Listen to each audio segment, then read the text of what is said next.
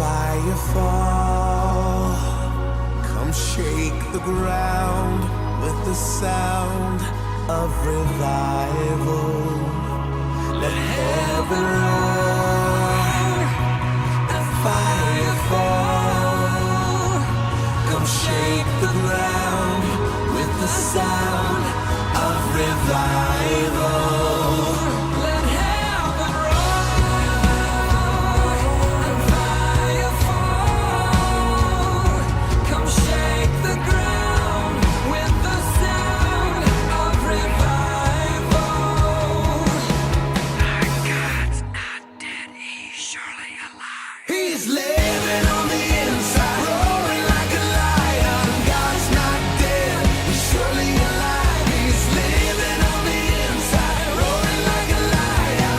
God's not dead, he's surely alive. He's living on the inside, roaring like a lion. God's not dead, he's surely alive. He's living on the inside, roaring like a lion.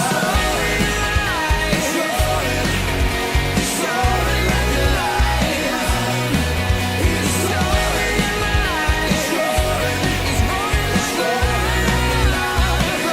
like a lion.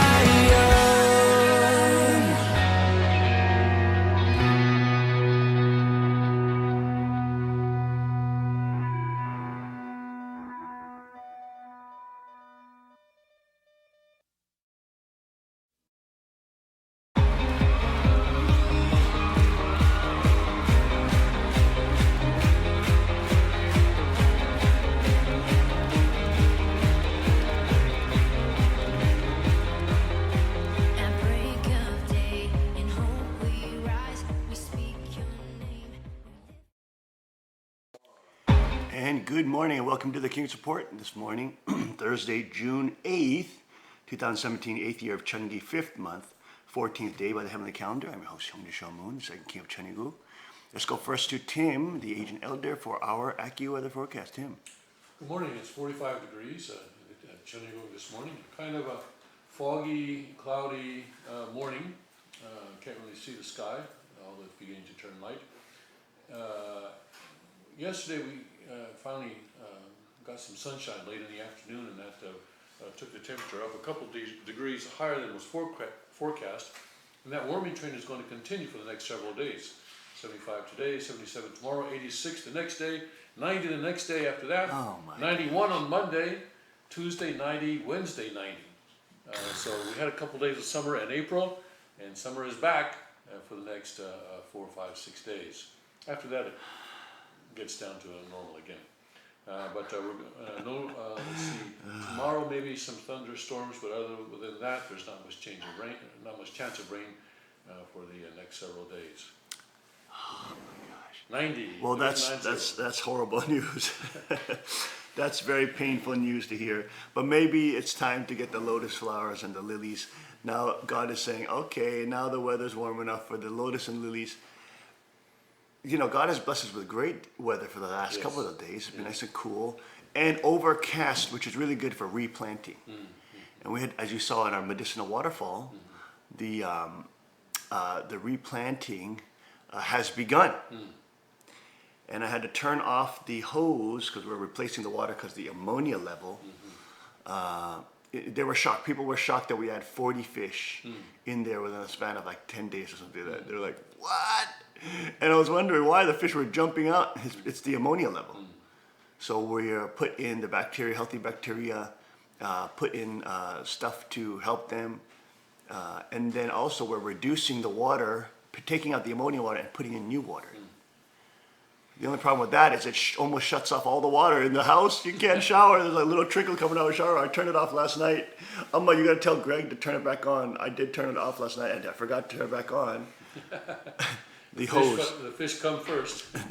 There you go. Well, I had to shave my head yesterday, and I couldn't do it without the water You can turned take a on. bath in the pond.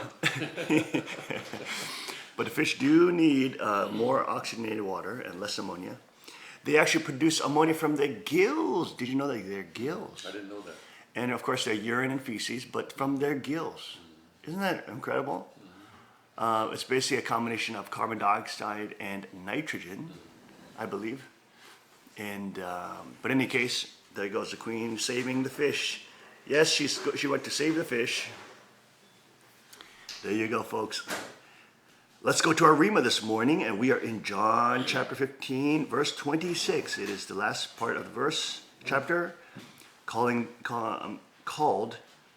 the coming rejection. The previous section is the world's hatred. But that's very connected to the coming rejection. 26, verse 26. But when the Helper comes, whom I shall send to you from the Father, the Spirit of truth who proceeds from the Father, he will testify of me, and you also will bear witness, because you have been with me from the beginning. That is about the coming rejection. Now, the thing about those who are in Christ is Christ makes us stronger, because he warns us in advance as a incredibly insightful, and also as a father with foresight. Any father that raises us will tell us in advance of the things to watch out for. I remember when my kids started middle school here in Pennsylvania, I told them very clearly, hey, you kids got to watch out. There's going to be kids going to try to give you drugs, kids going to try to make you smoke pot, kids going to try to give you cigarettes or drinks, from beer all the way to whatever, and you got to watch out. You got to be aware of that. And then they didn't, they were just in middle school, so they didn't think anything about it until they went to school that year. And I also told them that you'll have girls here that are trying to rape you, predators. And they think that you are pure, or that you are keeping your abstinence and celibacy before marriage, and they'll try to play with that. They'll literally try to, have sex with you, or, strip your pants off and try to, give you oral sex, so that they can prove to themselves that you are too weak. And I said, in America, it's not only girls that would do that, but a boy may try to do that in the locker room. Oh my Lord have mercy, give me a break. But I'm happy that I told them, obviously, it's called forewarn them, that such a thing may potentially happen. Thankfully, the sexual attacks didn't happen on them in terms of that level. But they were mentally prepared for that. That if it does happen, you better, just get the heck out of there. But telling in advance of the forewarnings that may come truly does help. Now, this is the problem. Most Christians are not reading their Bible. They're not reading their scripture. And they're only listening to feel-good Diet Coke, Diet Cola Christianity from, Joel Osteen or something like that, And they're not prepared for the inevitable reality that Christ always warned us about. You have to pick up your cross. The world will hate you. You'll be mocked. Look at this. From verse 18. If the world hates you, you know that it hated me before it hated you. So when we want to self-victimize and say, oh, I'm so poor because everybody hates me, and I'm so poor because of the loss of my friends. Well, then Jesus said, don't worry. I was hated before you. Don't worry. They hated me before they hated you. Don't worry. It's normal. If you were of the world, the world would love its own. But because you are not of the world, but I chose you out of the world, therefore the world hates you. Remember the word that I said to you, a servant is not greater than his master. They persecute me, they also persecute you. If they kept my word, they will keep yours also. But all these things they will do to you for my name's sake, because they do not know him who sent me. if I had not come and spoken to them, they would have no sin. But now they have no excuse for their sin. He who hates me hates my Father also. If I had not done among them the works which no one else did, they would have no sin. But now they have seen and also hated both me and my Father. But this happened that the word might be fulfilled which is written in their law. They hated me without cause, end quote. So again, whatever hatred or difficulty we may encounter, and we should, of course, be ready to encounter, because Christ tells us all the time that we should be ready to be hated for his name's sake. And be ready to be, for people to say, hey, you're not of the world, hey, you're not in group, hey, you're not in our social club, hey, you're not in our trendy list, oh, hey, you're not in our, majority. And that is, of course, one of the weaknesses of this diet cola Christianity that doesn't warn the sheep that there will be wolves. Oh, the Comforter is going to come to help me. Oh, it's going to be all good. Oh, no, it's not. You're going to cry. You're going to get depressed. You're going to feel like you're, a victim. You're going to want to self-victimize. You're going to want to make excuses. You're going to want to run away, etc., etc. You got to be ready for these things. So when these emotions and these difficulties come, these what are called vicissitudes of life happen, one is mentally and psychologically prepared for them. And that's what Christ already gives us in Scripture. The Word of God gives us the psychological preparedness. We talk about prepper preparedness, or preparedness for a bad situation if you're training in peace, militia, martial art, self-defense, etc. So being prepared. Well, spiritually, you have to also be prepared for the attacks that will come. And it's this kind of feel-good, diet cola, candy Christianity. Well, that's really what it is, candy Christianity. That kids hear in Sunday, they go to Sunday school, like when they're young, but they just hear candy Christianity. So it's absolutely essential that we move through Scripture and have the young people read Scripture or have contact with real Scripture, with passages that are uncomfortable for them, and passages which tell them the truth, which is the world's going to hate you, okay? The world's going to reject you. It's going to persecute you. But don't worry, Jesus was hated more than you. Don't worry, Jesus was, rejected more than you. So don't self-victimize yourself. Don't think you're a victim. You are not a victim, you are a victor. So, wonderful update also of Cheonryugung we're doing here. Of course, everybody saw the medicinal waterfall. That is now coming underway. The roots are grabbing in. And of course, we're going to be finishing up on the white stone gravel garden here. If I had some freaking time to work on it, daggone it. Anyways, in the next few weeks, we'll be finishing the white stone garden here. And then I'm moving now to the front of the Cheonryugung, or really, it's more spiritually the back. But it's the entranceway that everybody uses. But there's a whole field down there, which is very beautiful, it has a hill, and we're going to make a beautiful white stone waterfall, waterfall there, garden. Hopefully we'll have a gazebo down there with a type of gazebo, more like an Asian gazebo where we can actually kneel and sit on it. And then we'll have that area for our tameshigiri and cutting practice. So that whole area will be devoted to like blades, like cutting or kali scrim or whatever, when we train outside. And then down there near the basketball courts, we're gonna cover the basketball net because nobody plays basketball here, okay? We're all training in serious things that actually are beneficial for, your own well-being and also other people's well-being and societal well-being. And we'll maybe cover the basketball net with like camo covering. And then we'll make that whole bottom area like a firearms training area.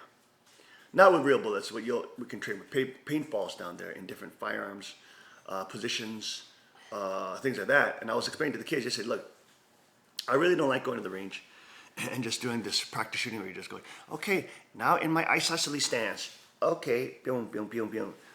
Okay, there's my isolate. No. Self-defense doesn't happen like that, okay? Statistics is 7 feet. 7 feet. Within 7 feet is self-defense situations. 80% of those that happen within 7 feet, which is like already 90% of all self-defense firearm scenarios. 80% of which are from what? 5 feet. That's like within arm's reach. 5 feet. I mean, that's not a lot of space. And so the reality is you're going to be fighting off this way and pop right from the hip. You're not going to be like, okay, wait there, sir. Freeze. You don't have that time. You know, I show when we do knife training, I show the kids that they don't know. They think they're safe with 20 feet of distance. A guy can run up on you, he sprint on you in 20 feet faster than you can draw a gun. You know what I'm saying? So you have to actually change your level. You have to either roll back or fall back on your back and shoot because your level changing, then he can't stab you. Even trying to run to the side is risky if you're a firearm. And of course, Cook John recommends that too. If the guy's charging you, you have to just lay back. That's why knowing jiu-jitsu is good, because at least you know how to, you work off your back. You know, you lay back and your angle has dropped off, so he's trying to attack you. Oh, Shmita, you're already down on the ground. Like, oh my gosh. You know, your angle has changed completely as he's running through you. And of course, your legs are there. And that's why jiu-jitsu is good, so you can kick him off or throw him over you. Anyways, the point is,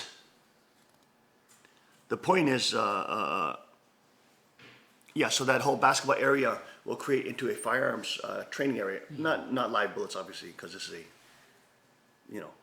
private association. But we'll have a place where we can actually practice shooting in different postures, positions, not just standard isosceles, pinpoint shooting, but kneeling positions, laying down positions, around the corner positions, turning quickly, pum, pum, pum, pum, and out here, pum, pum, pum, like this, where we are utilizing different positions, left-handed training, and then we'll time it, put stress factors, things like that. So that area can then be a training for when we are carrying as well. Isn't that amazing? Isn't that interesting? Yeah. The Chanugong is really becoming the Peace Police, Peace Militia headquarters training area for the world's kids to come and become empowered. But prepare for the coming rejection. For when the helper comes, whom Christ sends from the Father and the Holy Spirit, you will also bear witness. He will testify me, and you will also bear witness because you have been with me from the beginning. Let us take heart, because the Holy Spirit will come and will testify of Christ, and we will know him. We'll know him because we know Christ. We'll be right back after the short break. Stay with us.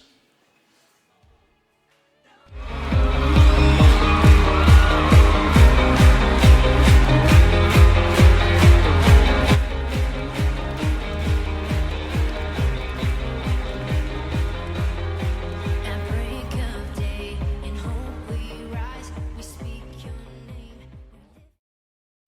Car Arms, Magnum Research, and Auto Ordnance. The Car Firearms Group.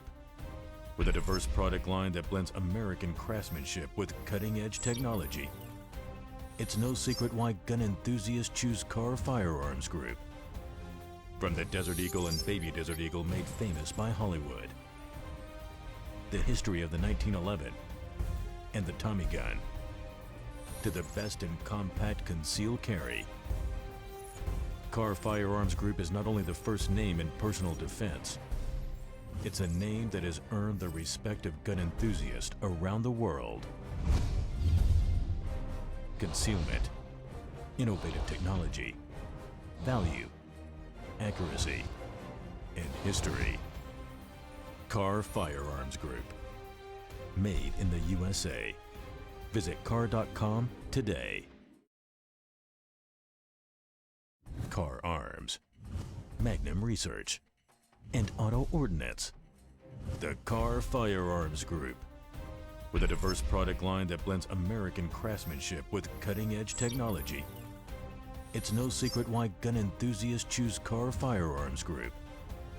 From the Desert Eagle and Baby Desert Eagle made famous by Hollywood, the history of the 1911 and the Tommy gun, to the best in compact concealed carry, Carr Firearms Group is not only the first name in personal defense, it's a name that has earned the respect of gun enthusiasts around the world. Concealment, innovative technology, value, accuracy, and history. Carr Firearms Group. Made in the USA. Visit carr.com today.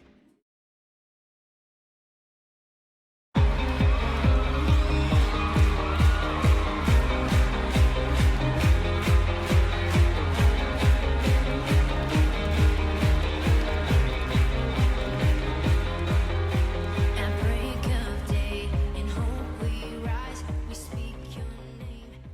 We are back. Welcome back to the Kingdom Report.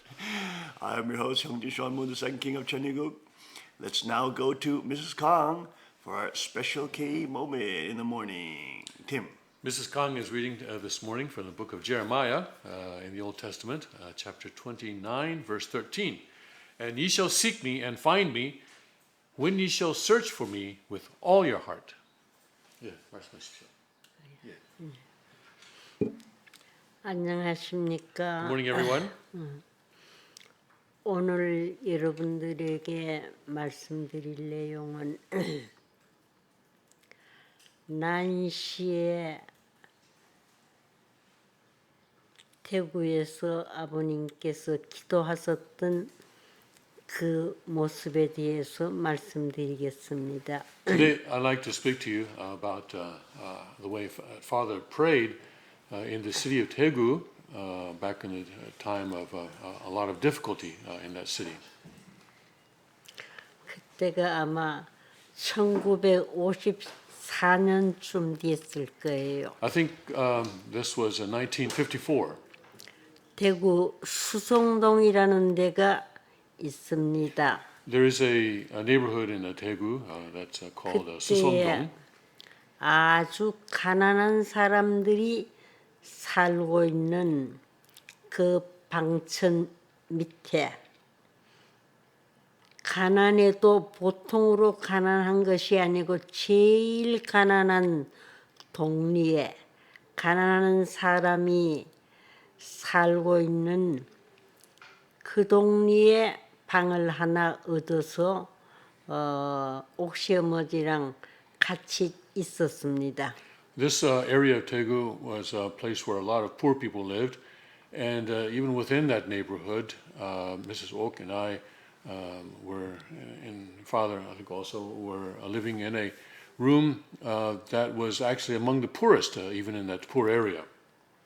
그때 아버님은 새벽 3시면은 꼭 일어나서서 기도를 드렸는데 그 기도 음성은 제가 지금 그걸 상기해서 새로 들어보면은 너무너무 처참하고 무엇이라고 형용할 수 없는 참 울음 섞인 그런 기도를 하셨습니다. Father would rise at 3 o'clock every morning and pray. And as I think back on those, the way that Father prayed back then, I remember that Father prayed in a very desperate and very urgent way, and he was his voice was actually he was actually crying and weeping throughout his prayer and shedding tears throughout the prayer. 하나님, 저는 하나님 아버지와 약속했던 그 시간을 그때를 기억하고 있습니다. He would say in his prayer, God, my Father, I remember that I made a promise to you, and I remember that a moment when I made this promise.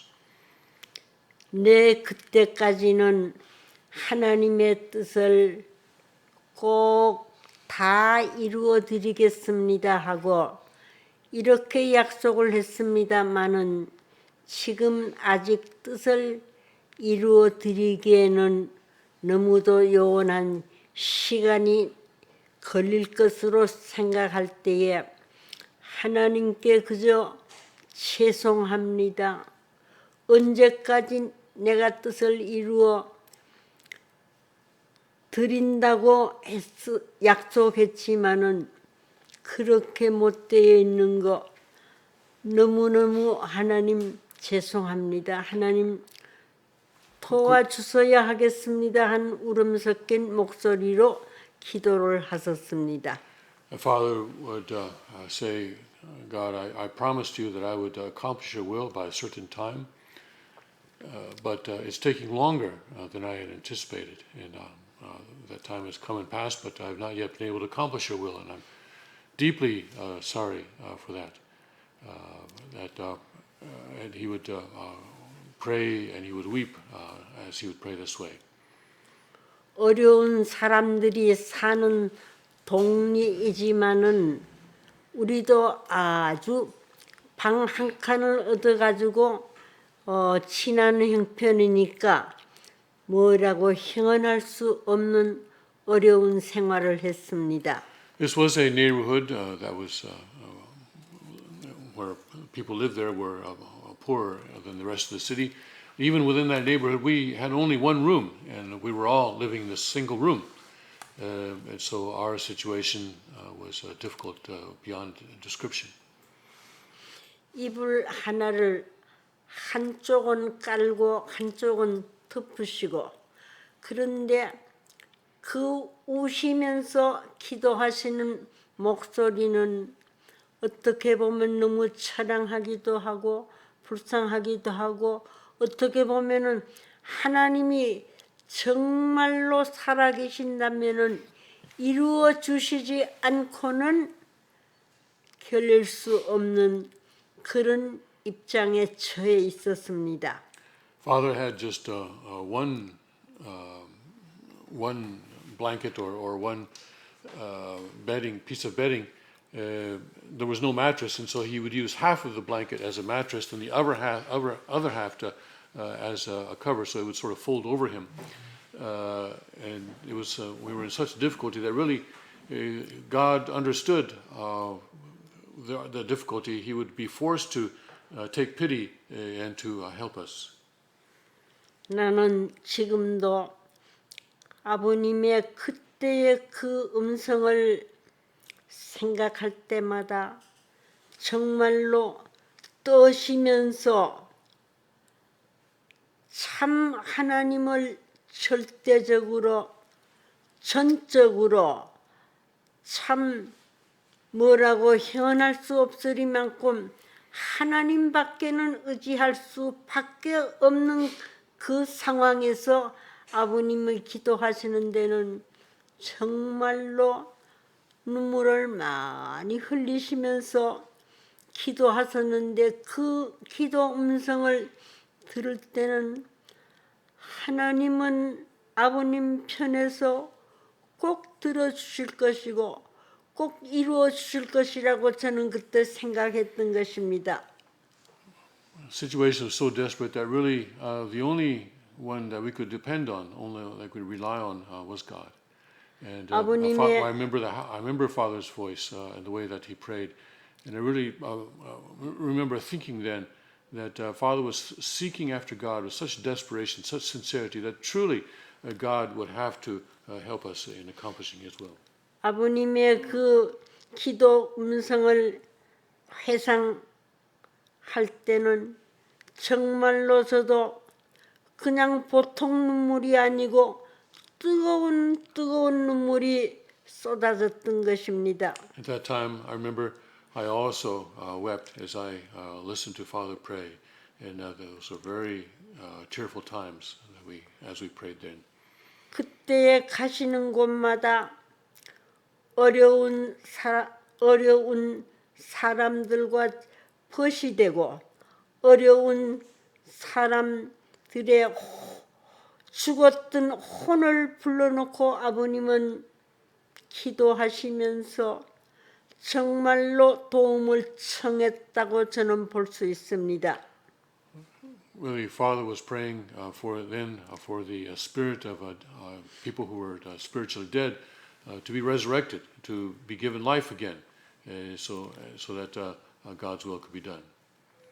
그렇게 어렵게 살고 있을 그때에 정말로 저도 일본 식구들을 위해 기도하면은 뜨거운 눈물이 쏟아질 때가 많이 있었습니다.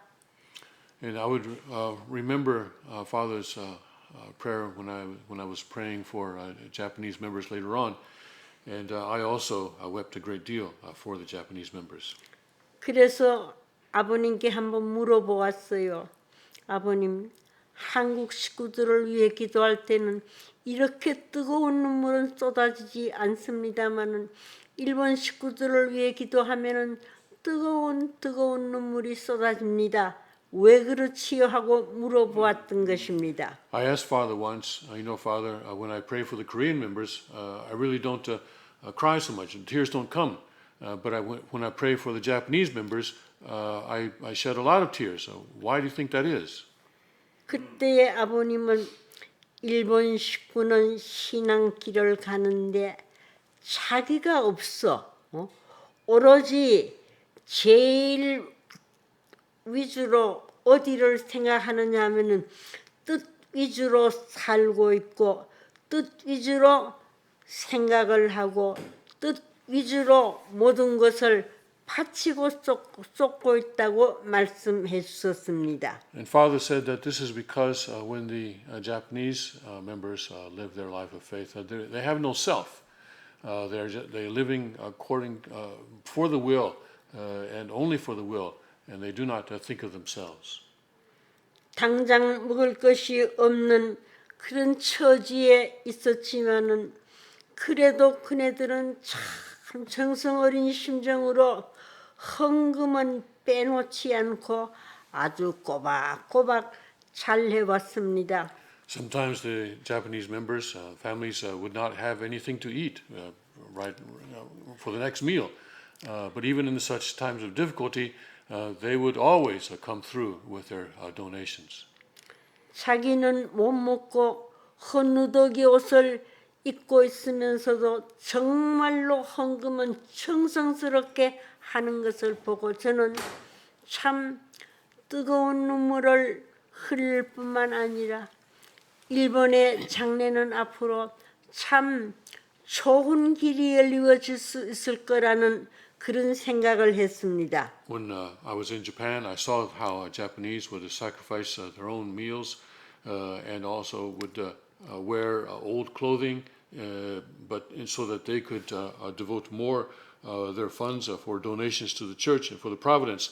And when I saw this, I really felt that Japan's future would be a bright one. 그네들은 있는 돈을 헌금하는 것이 아니라 돈이 하나도 없지만은 빚을 내어서라도 정말로 헌금을 하는데 속에서부터 우러나는 심정으로 헌금하고 있다는 것을 역력히 볼 수 있었습니다. And I saw how the Japanese would donate not just the funds that they had, but even if they didn't have any funds, they would still borrow money in order to make their donations. 그때에 일본 사람들은 참 일본 식구들은 빚을 내어서라도 헌금을 한다고 하면은 한국 사람들은 웃었어요. 무슨 빚을 내어서 헌금을 하느냐 이렇게 보고 있었습니다. At that time, I remember Korean members would laugh at the Japanese members. Well, what are they doing? Borrowing money in order to make donations. Who does that? 이것은 한국 사람은 못해요. 일본 사람만이 할 수 있는 일본 식구들만이 할 수 있는 일이라고 저는 생각했습니다. And I realized then that this was something that the Koreans were not capable of. That this idea of even borrowing money in order to make donations was something that only the Japanese were capable of doing. 그래서 저는 일본 식구들을 물론 제가 사랑하고 또 생각을 많이 하지만은 정말로 그네들의 심정, 신앙이라는 것은 피와 살과 뼛속에서부터 우러나는 심정을 가지고 하고 있다는 것을 그냥 보아도 알 수 있으리만큼 간절한 심정을 가지고 해왔습니다. I saw that the faith of the Japanese members was not any ordinary faith. It was faith that just welled up from the marrow of their bones and from their flesh of their bodies. And I saw that directly when I was in Japan. 그때의 아버님은 그렇게 어려운 가운데서 어려운 생활을 하면서도 기도하실 때는 정말로 통곡하시면서 울음 섞인 음성으로 아버님은 기도를 했어요. 하나님, 내가 지금은 이렇게 다 이루어드리지 약속한 그대로 이루어드리지 못한 자리에 처해 있지만은 꼭 기필코 제가 이루어드리겠습니다. 하나님 안심하십시오 하시면서 기도했던 그때의 아버님의 그 모습을 보고 저는 정말로 거기에 머리를 숙이면서 나도 따라가는 사람으로서 그렇게는 못하지만 흉내라도 내면서 내가 가야 되지 않느냐 하고 나를 채찍질하면서 갔던 그때가 생각이 납니다. Back in Daegu, when Father was praying during those difficult times, I remember him telling God, God, I wasn't able to accomplish your will by the time that I promised, but I will certainly accomplish it, even if it takes a little longer. So please be assured.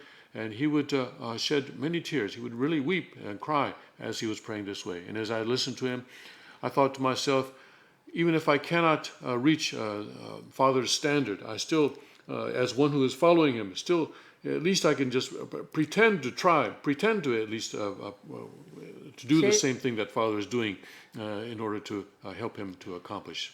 제가 일본에서 7년 동안 그들과 더불어 같이 살고 같이 일을 하면서 많이 느꼈습니다. I was in Japan for 7 years, and I lived with the Japanese members, and I worked with the Japanese members during that time, and it taught me many things. 정말로 하나님은 살아서 역사하신다는 것을 그때 저는 느끼기도 하고 많이 배웠습니다.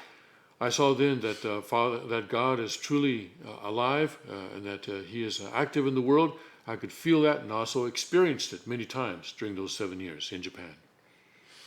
식구들이 헌금을 하게 되면은 그 헌금을 앞에다 놓고 또 기도를 드리는데 그 기도 드리는 거 하도 급하니까 다른 데 갔다가 메워줘야 되기 때문에 그래서 잊어버리고 기도를 못하고 했을 때는 어쩌면 그렇게도 하나님은 잘 아시는지 그 헌금했던 사람이 다 도로 물려달라고 해서 그래서 싸움을 하면서 참 가지고 왔던 사람들이 돌려달라고 하면서도 아주 그 뭐냐면은 측은한 마음을 가지고 하면서도 자기네들이 그 돈을 찾아가는 걸 보고 이렇게 정성을 드리는 데는 정말로 전적으로 전심으로 드리지 않을 때는 이 모든 것이 다 허사가 되는구나 하는 것도 느꼈던 것입니다. I saw, for example, that the Japanese members, when they received a donation, would pray over that donation.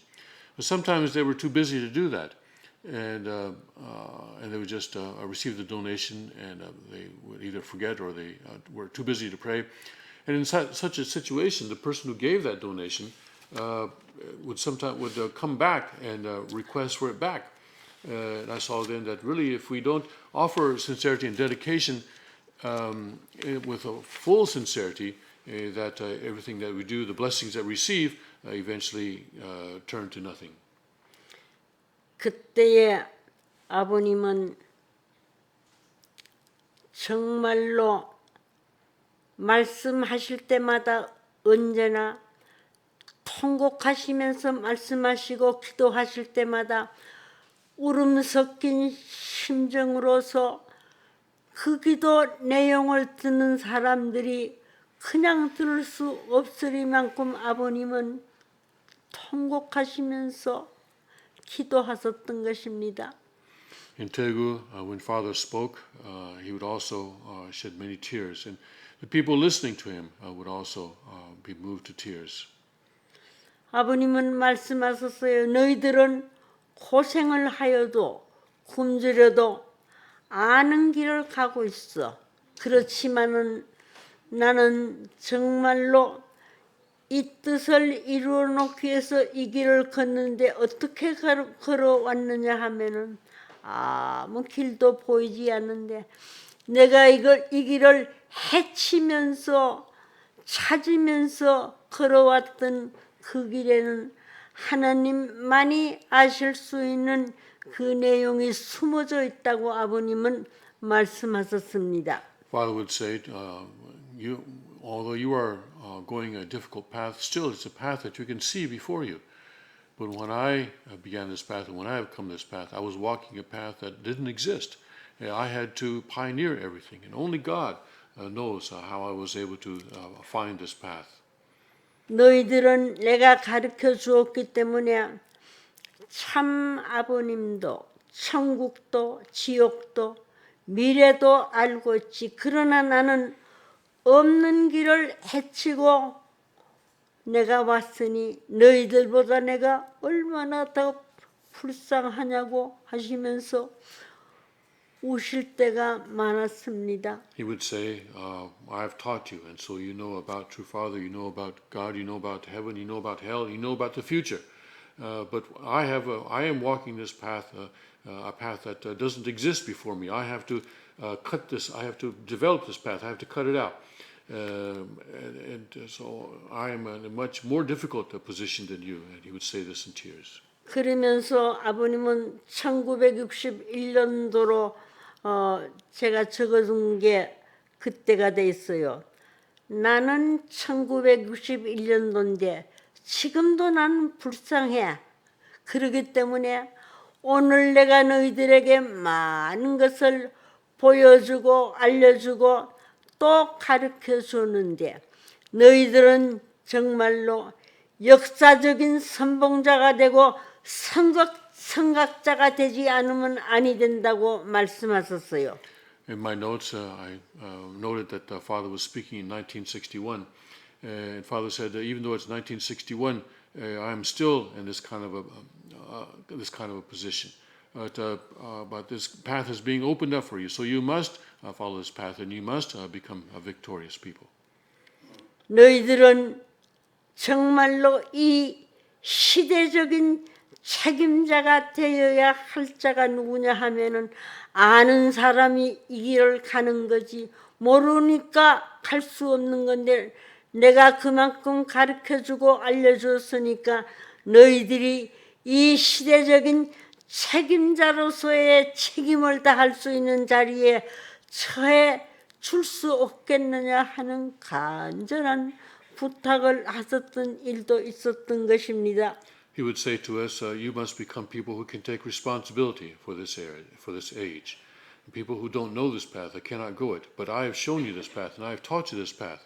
And so it is your position to take responsibility for this age and be victorious. 너희들은 천주적인 정말로 개척자가 되어서 개척하지 않으면 안 되고 그 선봉자의 자리에서 길을 걸어주기를 바란다고 했습니다. He said that we had to be the standard bearers. He said that we could see the path that he had opened up for us, and that we must go that path. 축복받은 너희들은 하나님의 축복을 상속하기 위하여는 죽음도 법도도 다 차버리고 나설 수 있는 혁명정신이 오늘 너희들에게 필요한 것이라고 아주 간곡하게 부탁했던 때도 있었던 것입니다. He said that we have received God's blessing. In order to inherit that blessing, we must have a revolutionary spirit, a spirit of revolutionaries. 옛날 아브라함, 모세, 예수님도 다 자기의 입장을 혁명한 투사들인데 너희들도 그들이 갔던 그 길을 대밟아서 걷지 않으면 아니 될 운명에 처해 있다고 말씀하시면서 아버님이 아주 울음 섞인 그 목소리로 우리에게 정말로 달래기도 하고 가르치기도 하고 또 해주기를 바라시는 간절한 심정을 가지고 계셨습니다. He told us Abraham and Moses, Jesus were all fighters who fought through the positions that they found themselves in, and that we also must be fighters in that way in order to accomplish God's will. 일본 식구들이 정말로 일선에서 이 길을 걸을 때에 아버님은 일본 식구들은 어떠한 상상치 못할 일을 어려운 일을 시키거나 명령해도 정말로 몰아내더라도 여기에서 후퇴하지 않고 앞장서서 전진할 수 있는 식구들을 볼 때에 얼마나 믿음직스럽고 얼마나 참 자격 있는 전사들이라고 아버님은 말씀해 주셨던 것입니다. And Father would say later about the Japanese members how they also were fighters, and even if he gave them tasks that seemed impossible to accomplish, still they would march forward and fight as hard as they could in order to accomplish those tasks. 아버님은 말씀하셨어요. 왜 일본 식구들이 그런 길을 갈 수 있었느냐 하면은 또 가기를 바라고 있느냐 하면은 그 지도자가 이렇게 출발해서 승리했기 때문에 식구들은 그렇게 따라가지 않을 수 없었다고 하면서 지도자 되시는 아버님께서 본을 보여주시고 가르쳐주시고 알려주셨기 때문에 그렇다는 말씀을 하셨습니다. And Father would later say that the reason the Japanese members were able to do this is because he, as their leader, Father as their leader, first went that kind of a path of difficulty, and they were following that path. 저는 지금도 그 생각을 많이 합니다. 하나님 정말로 살아계신다면은 아버님께서 그렇게도 애원하시고 그렇게도 애타하시고 그렇게도 참 간절한 심정으로 기도하셨던 그 말씀이나 그 내용이나 기도하셨던 그 아버님의 모습을 하나님께서 보시고 아시고 생각하신다면 정말로 이 뜻은 이루어져야 되고 이루어지지 않으면 안 된다는 것을 깊이 느낄 때가 많았습니다. I often felt that certainly God would have to. God really had no choice other than to help Father, because Father was so desperate and so sincere in his efforts to accomplish God's will. That I could really see that this was happening in the world around me.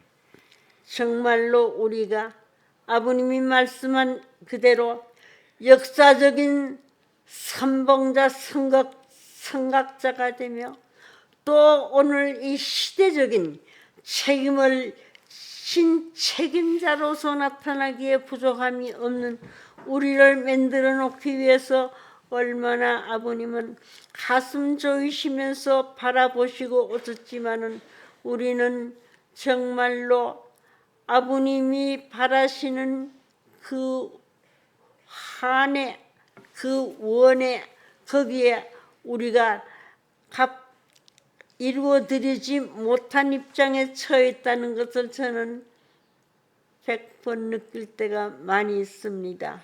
And I feel today that in this era too, that we need to be that standard bearer that Father called for. We need to be those pioneers that Father called for, so that we can be victorious on this path that Father has laid before us. 그래서 아버님은 하나님 정말로 도와주세요. 내 힘과 내 능으로는 도저히 못합니다. 하나님이 배후에서 내 편이 되어서 같이 해줄 때 내가 할 수 있지 같이 해주시지 않으면은 나는 일보도 움직일 수 없습니다 하면서 하나님께 정말로 모든 것을 맡기고 부탁하시면서 애원하시면서 아버님이 정말로 이 세상을 떠나실 그때까지 전력 투구를 해오신 아버님이시였습니다. Father would pray, please God, help me. I cannot do this without your help. I can only do it if you are standing behind me and you are helping me with my own power, my own strength. I cannot even move forward one step. And so throughout his life, even until the time that he passed from this world, from the earthly world, Father continued to rely on God and to work with God's power, not his own power.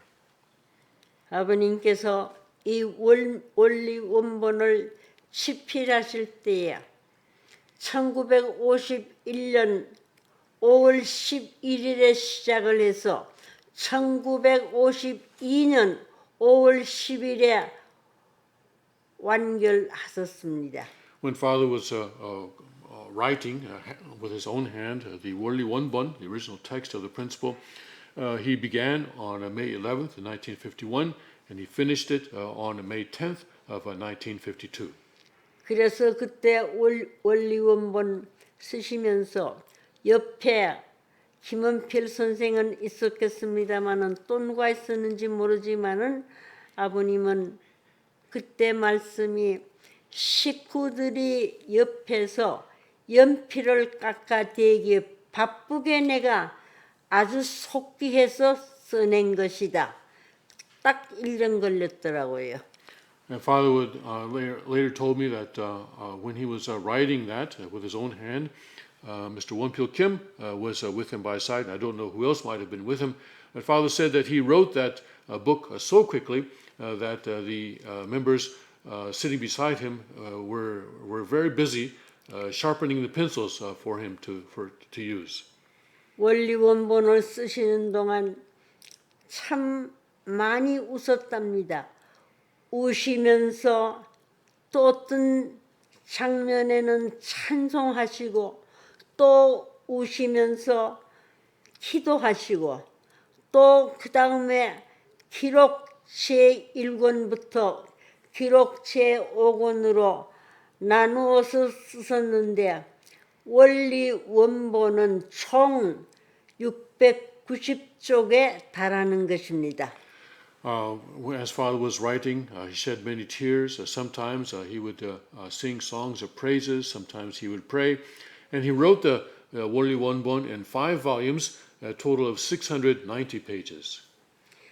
원리 말씀은 진리의 진수를 압축해서 기록한 데다 본연의 심정을 통해 사랑의 힘을 폭발시킬 수 있는 역사성을 가진 말씀이기 때문에 사실적 표현보다는 시적으로 기술을 할 수밖에 없었다고 아버님은 강조하셨습니다. The Father later said that the Worldly Wonbon was a crystallization or a crystallization of the truth, and that it was written in a poetic form in many places. Father said that this was the only way that he could express the truth in that context. 여러 종교의 경전을 탐구했던 전 유효원 협회장은 원리 원본에 접한 그날 그는 정말로 놀라운 진리의 세계에 심취하면서 한쪽을 베끼는데도 몇 날이 걸릴 만큼 울고 또 울었다고 고백하였습니다. Mr. Yu Hyo-won, Mr. Hyo-won-yu, who was the first president of the Unification Church, said that when he first read the Worldly Wonbon, he was deeply moved to the point of being intoxicated by it, even though before that he had already studied the scriptures of many other religions.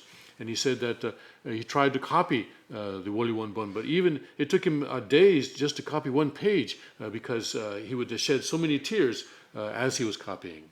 그 정도로 그는 정성을 다했는데 아버님은 말씀하시기를 정성 들인 자식은 객사하지 않는다.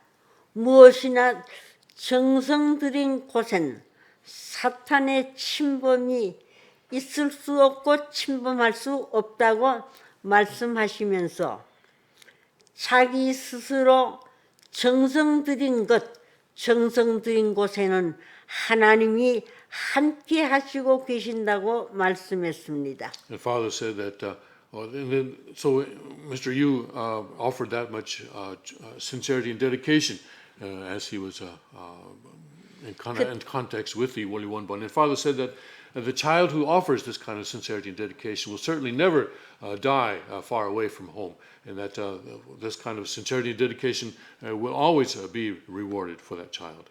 그 어려운 입장에서 아버님이 지나오시면서도 아버님의 각오가 있었습니다. 그 각오가 뭐냐면은 아무리 우리가 가는 길 복귀의 길이 비참하더라도 그 비참함을 더 칼질하고 더 비참하게 밟고 나가야 할 것을 생각하면서 나는 이렇게 각오를 하고 이 길을 걷고 있다고 말씀했었습니다. Father had a certain determination. He said that no matter how difficult the situation, no matter how pitiful the circumstances, that he would always rise above that, and he would go beyond those and transcend those circumstances. 그때 말씀하시기를 여기에 대비할 수 있는 아낙네,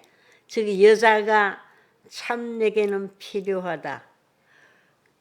그 일선에 나가서 죽음을 각오하고 일할 수 있는 여자들이 얼마나 있나 하면서 아버님이 웃었던 그때 모습이 생각납니다. 감사합니다. And I remember Father saying, I wonder how many women are capable of going to the front line, and of how many women are prepared to do that for the sake of God's will. Thank you very much. Mrs. Khan not only was capable, but she did. She did. We'll be right back after this short break. Stay with us on the King's Report.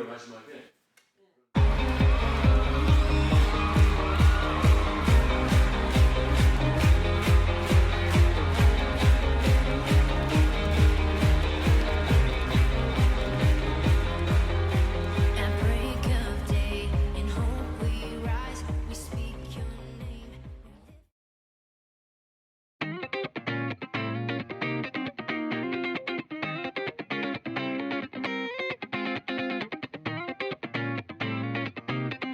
In my class, we will exercise together with the focus on being good stewards of our body.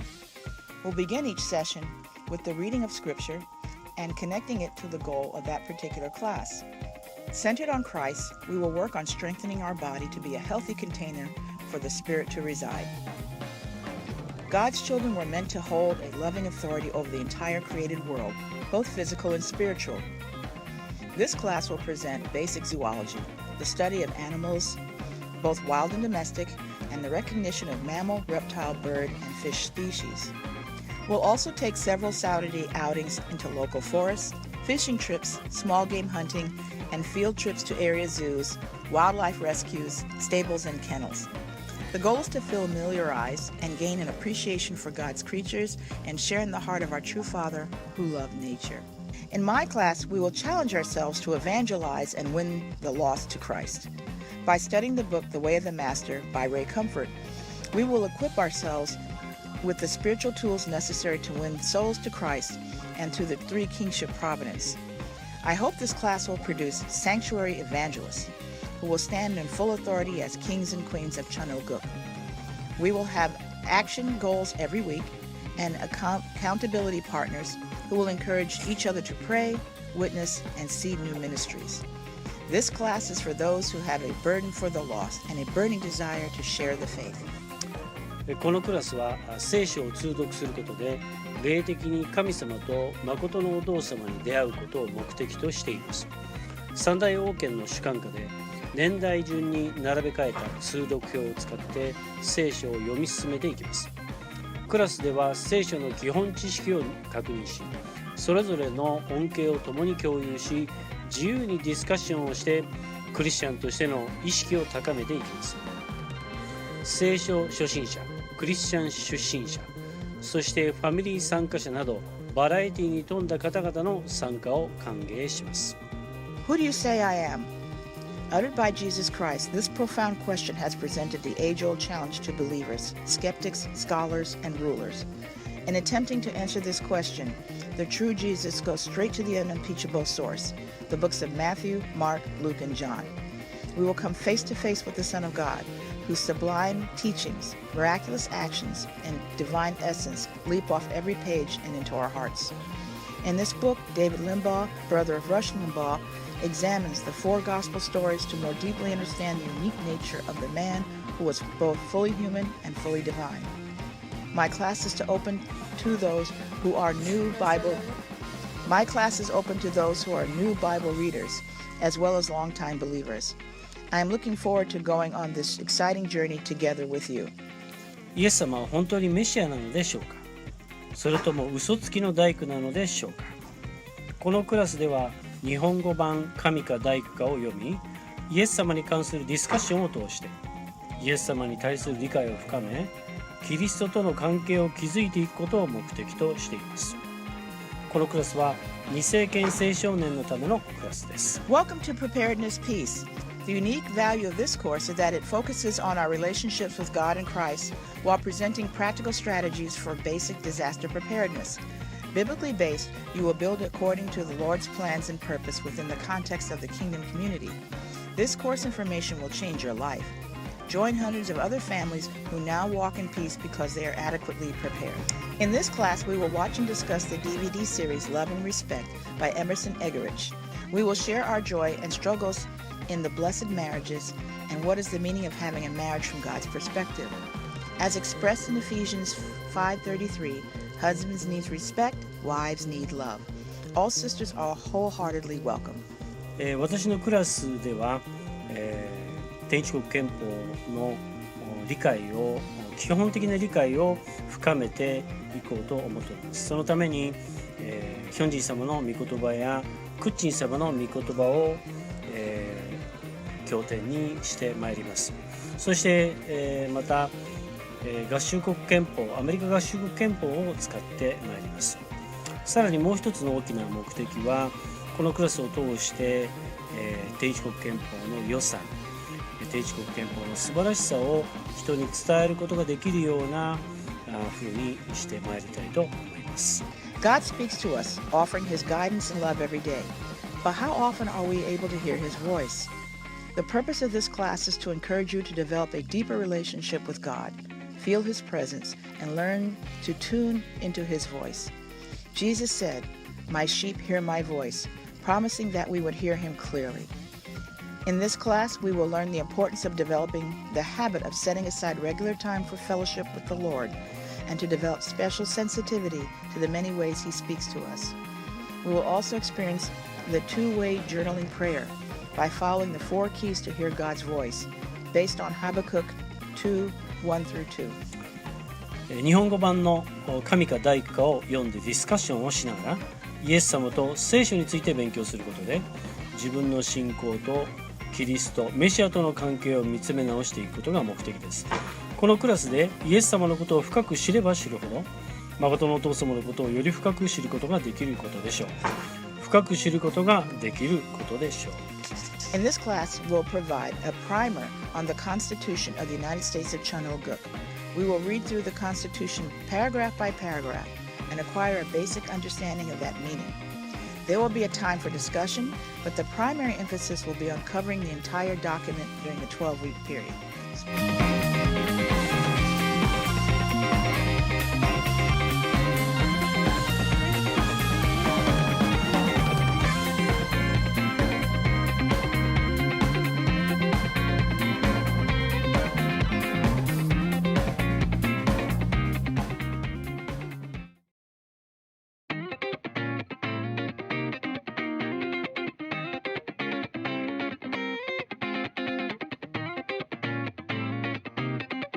In my class, we will exercise together with the focus on being good stewards of our body. We'll begin each session with the reading of Scripture and connecting it to the goal of that particular class. Centered on Christ, we will work on strengthening our body to be a healthy container for the Spirit to reside. God's children were meant to hold a loving authority over the entire created world, both physical and spiritual. This class will present basic zoology, the study of animals, both wild and domestic, and the recognition of mammal, reptile, bird, and fish species.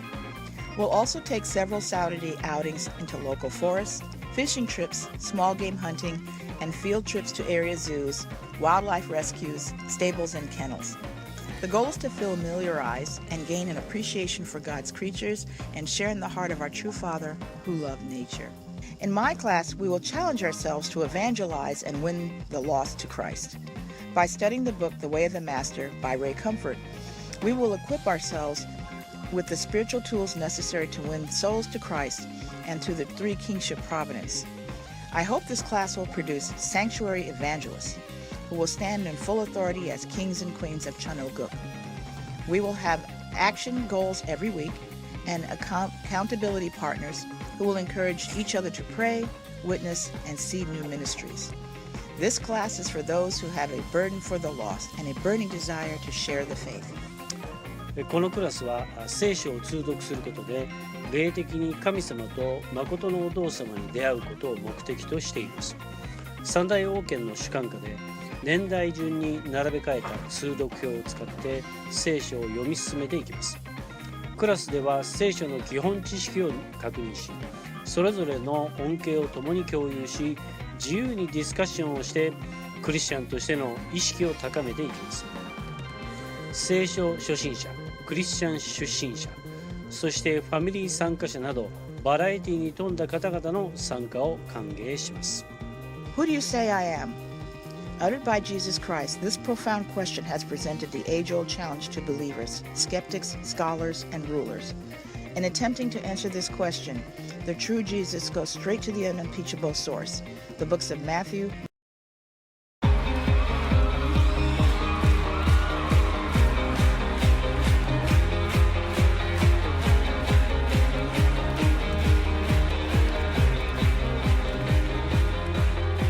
At break of day, in hope we rise, we speak your name. And we are back. Welcome back to the King's Report this morning, June 8th, 2017. I'm your host, Hyung Ji Shonmo, the second king of Chanuguk. Let's go now to our headline news. Top news on DrudgeReport.com. Left hand, left side, upper corner. Comey cometh, with prepared remarks. Wall Street Journal reports, shows why deserve to be fired. Lawyer says president feels completely and totally vindicated. CNN got it wrong. Testimony is a must-see TV, but could cost broadcasters millions. CNBC considering markets under President Pence. On the top headline on DrudgeReport.com, May Day. Today is the day to see whether or not Theresa May will be re-elected as the Prime Minister of Britain. On the left corner, North Korea fires multiple ballistic missiles off coast. USA greatly concerned by tech advances of the North Koreans. Rachel Maddow, number one in all cable. NBC tops Prime. Wow, that's pathetic. She is literally a military agent for the Obama administration deep state. Literally a propaganda agent, information agent. Book publisher Penguin Random House moves into t-shirt business. Copper mining in 175-degree heat a mile below Arizona. Wow. Terror fear Vegas strip barriers protect from vehicle attacks. Yes, because the Islamic terrorists are so peace-loving and trendy. Panic stampede screaming after stabbing report on New York City subway at rush hour. TSA may extend ban on laptops to domestic flights. Too much exercise bad for gut. Snapchat downloads dropping off a cliff. Republicans in Kansas raise taxes. House prices in neighborhoods soaring. And Charlie Hebdo has a front page cover of a decapitated Theresa May. as she is decapitated, saying too much is too much. But of course, she was the one who brought the migrants in and imploded the country. Actually, I thought she said enough is enough, but anyway, maybe that's. Too much is too much. I think they're misquoting Enough her. is enough. I think they're misquoting her. They do is they get the spirit of it. And there she is, and her multiculturalism in English totally decapitated.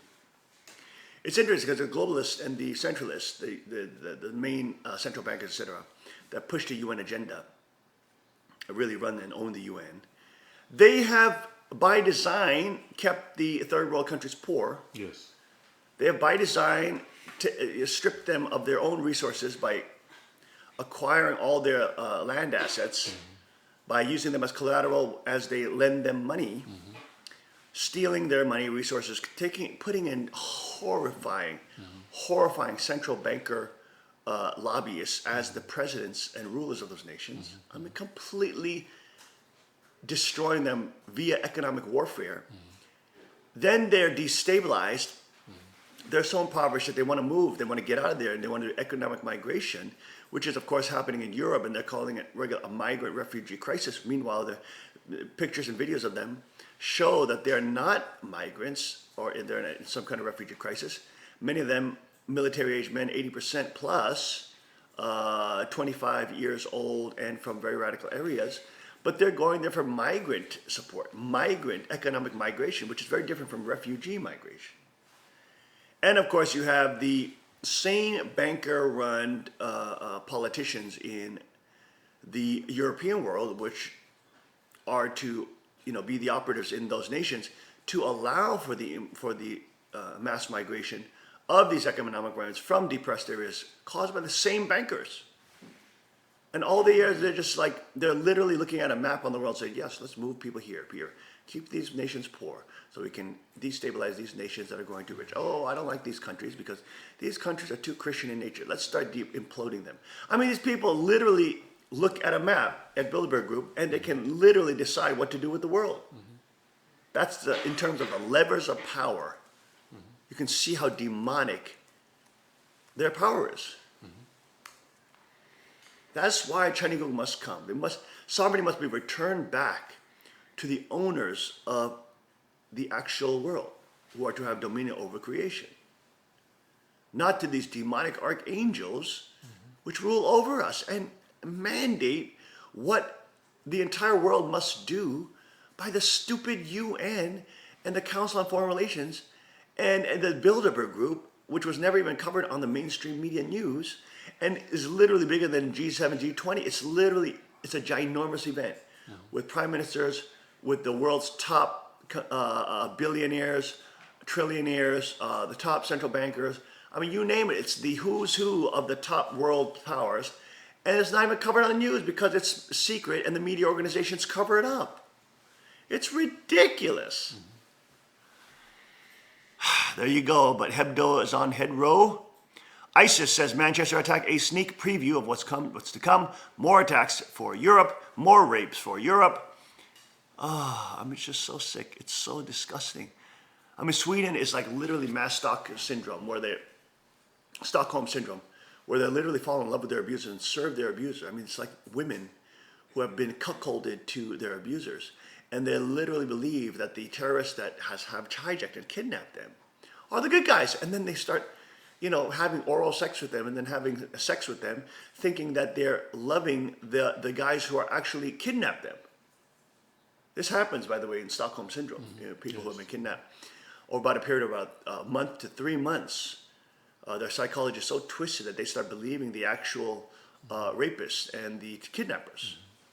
It's an actual psychological syndrome. Yes, it is. And you can see the West, especially Stockholm, Sweden, home of the actual Stockholm. Yes. Ironically. My gosh, I mean, it's ridiculous. Did you see the news about? It's right. It's here today. I have it pulled up.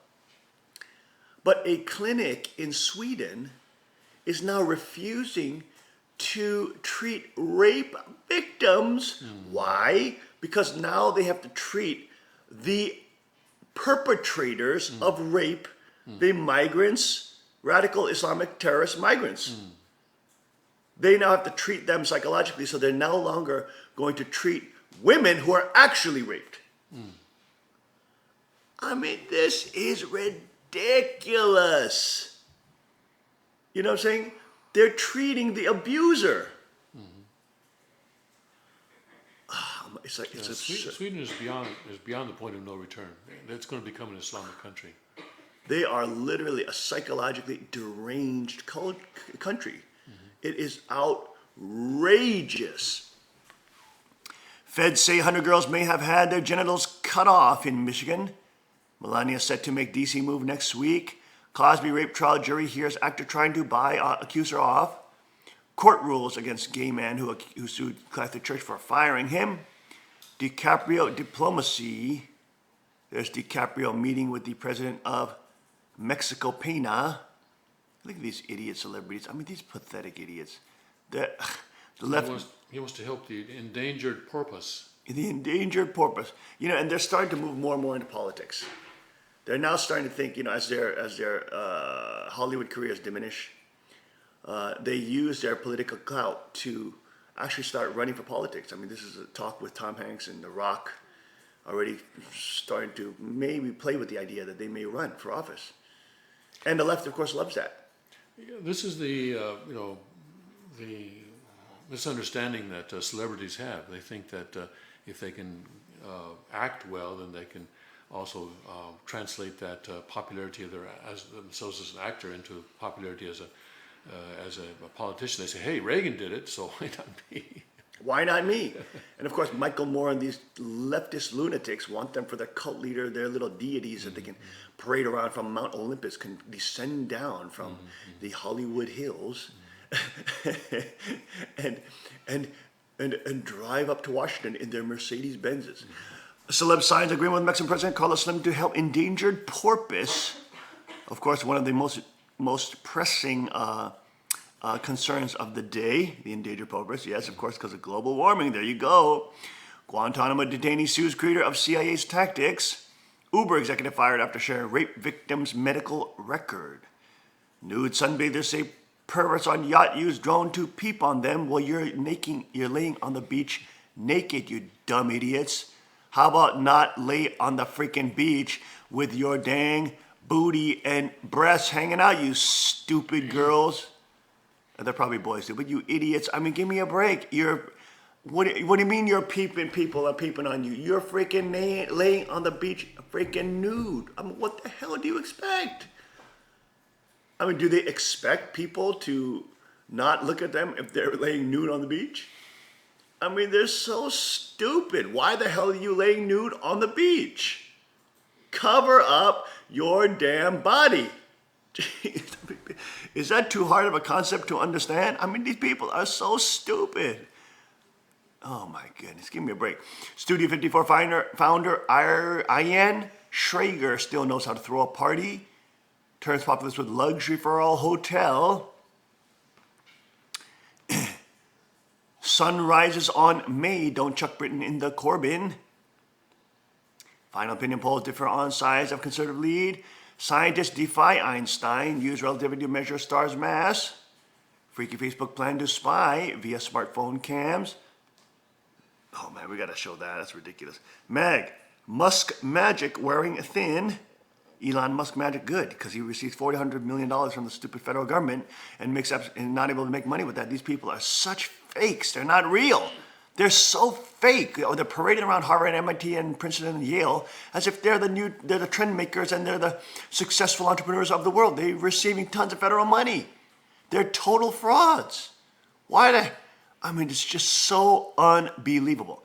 The man, the myth, the risk. Secretive space plane latest contract win. Yeah, contract from where? From the stupid federal government.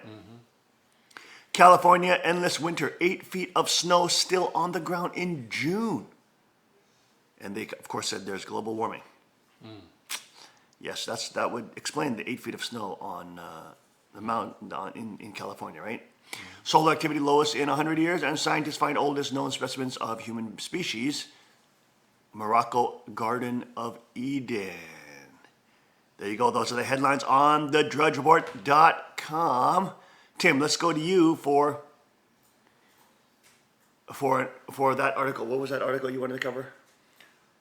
Which one was it? The Ramadan article. The Yes, Ramadan, yes. please. Yes, that's a very Okay, important yes, one. Let's cover that one. Breitbart is keeping a running tally of incidents during Ramadan, terrorist incidents during Ramadan, and they've recorded now 60 attacks in the 12 days since the beginning of Ramadan.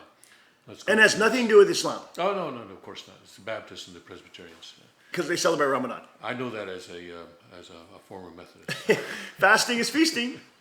The estimated 832 deaths and 912 injuries from the estimated 60 attacks that have taken place across 19 countries during the first 12 days of this year's holy Muslim month of Ramadan have already marked the bloodiest Ramadan in recent years for adherents of The religion Islam. of peace. Jihadists believe martyrdom is doubly rewarded. You get 2 for 1. Doubly rewarded in paradise during Ramadan. Jihadist So you get groups- 7. Oh, you got 142 virgins, I guess. Jihadist groups encourage martyrdom among their sympathizers and followers, promoting the belief that they will be doubly rewarded if they fatally castigate infidels during Ramadan. The holy month this year is on track to surpass the deadliest and bloodiest Ramadan in the modern record, which was last year, Ramadan 2016. Ramadan 2016 featured 1,150 casualties, both deaths and injuries. This year, terrorists, namely the Islamic State, Taliban, and Al-Qaeda, among other jihadists, have already killed or wounded more than 1,500 people across about 15 countries, and there are still about 20 days left in the month.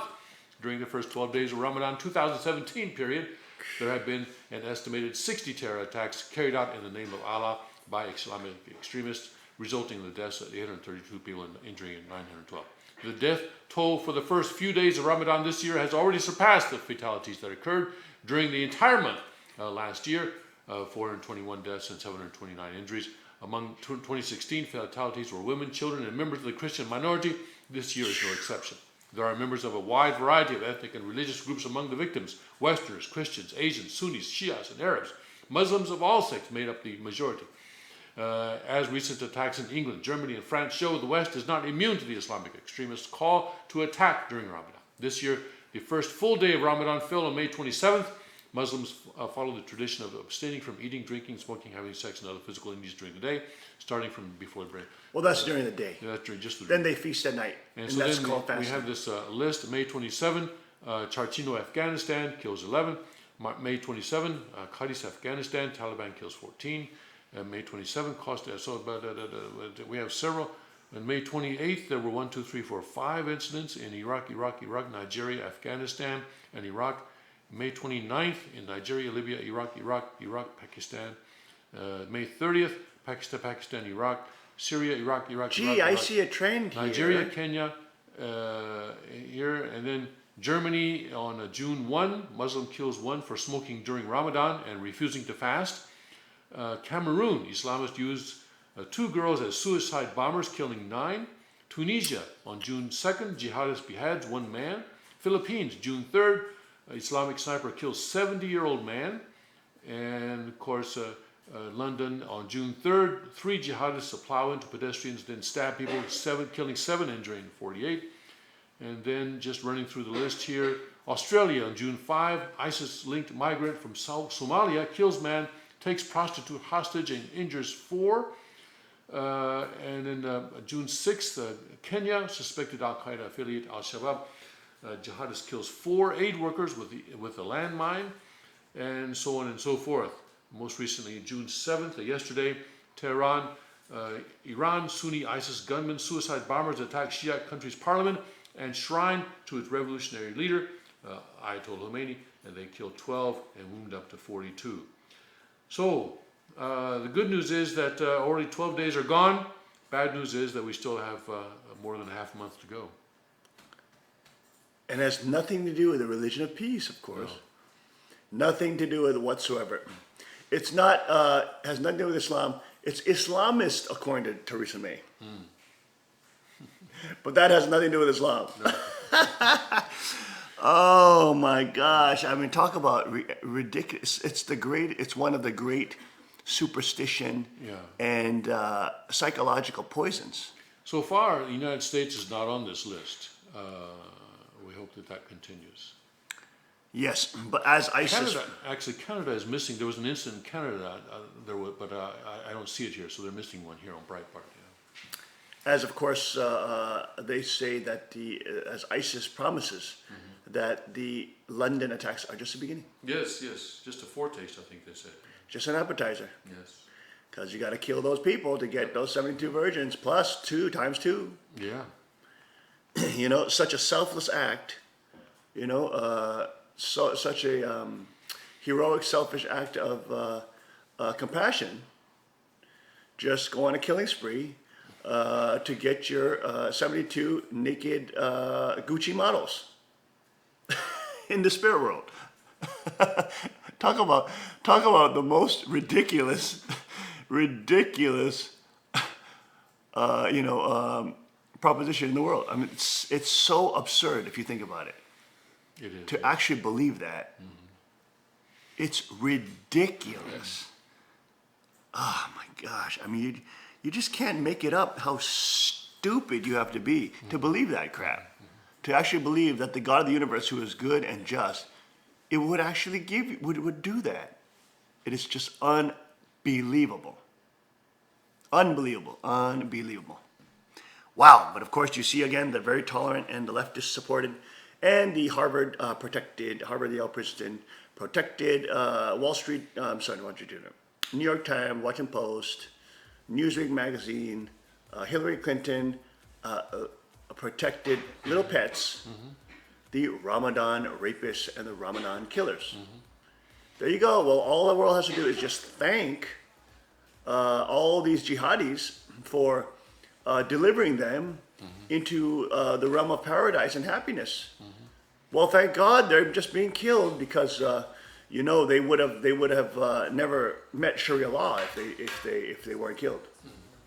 They may have just gone on living as normal non-Muslims. We don't want that, do we? We want the entire world to be converted by force and beheading to radical jihadi, Orthodox Saudi Wahhabi Islam.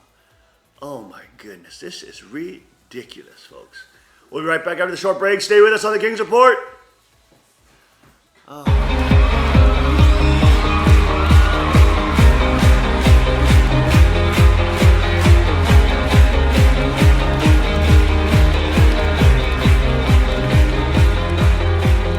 break of day, in hope we rise. We speak your name.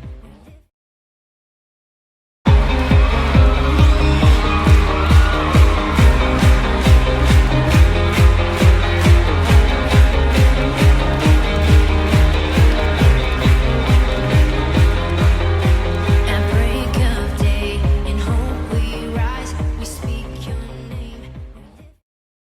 Car Arms, Magnum Research, and Auto Ordnance. The Car Firearms Group.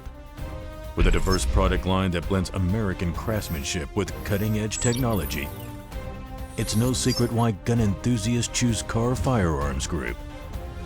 From the Desert Eagle and Baby Desert Eagle made famous by Hollywood. The history of the 1911 and the Tommy gun. To the best in compact concealed carry.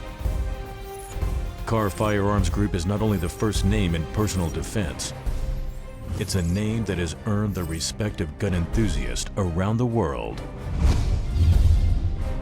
Concealment, innovative technology, value, accuracy, and history. Car Firearms Group. Made in the USA. Visit car.com today.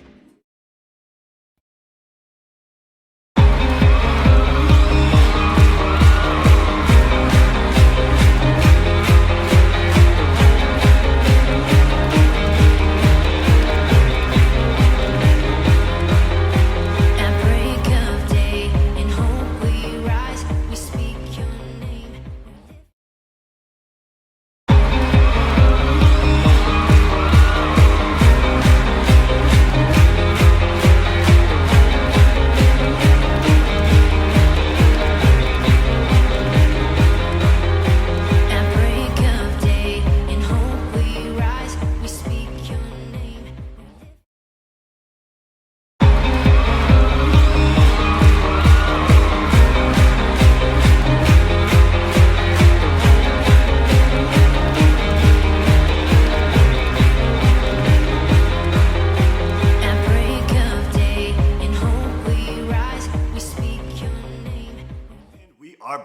back to the King's Report Thursday, June 8th, 2017. I am your host, Hyungji Sean Moon, the second king of Cheongguk.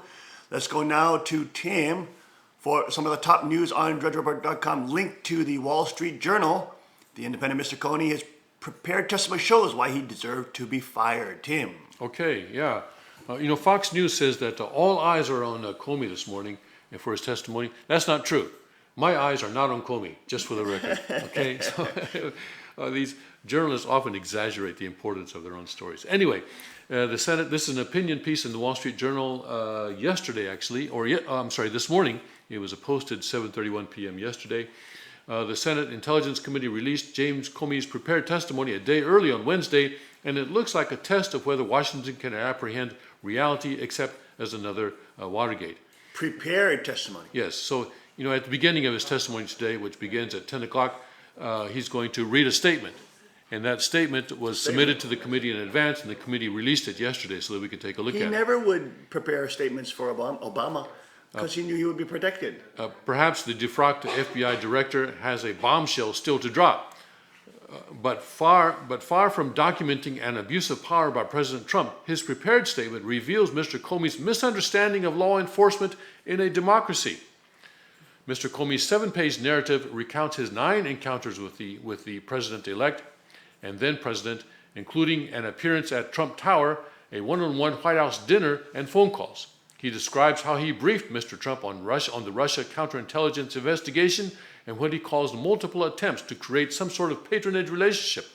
But at worst, Mr. Comey's account of Mr. Trump reveals a willful and naive narcissist who believes he can charm or subtly intimidate the FBI director, but has no idea how Washington works. This is not new information. When you're dining alone in the green room with an operator like Mr. Comey, calculating, self-protective, one of the more skilled political knife fighters of modern times, there are better approaches than asserting, I need loyalty, I expect loyalty. Of course, the righteous director was going to memorialize, his word, these conversations as political insurance. Mr. Trump's ham-handed demand for loyalty doesn't seem to extend beyond the events of 2016, however. In Mr. Comey's telling, the president is preoccupied with getting credit for the election results and resentful that the political class is delegitimizing his victory with the cloud of Russian interference when he believes he did nothing wrong.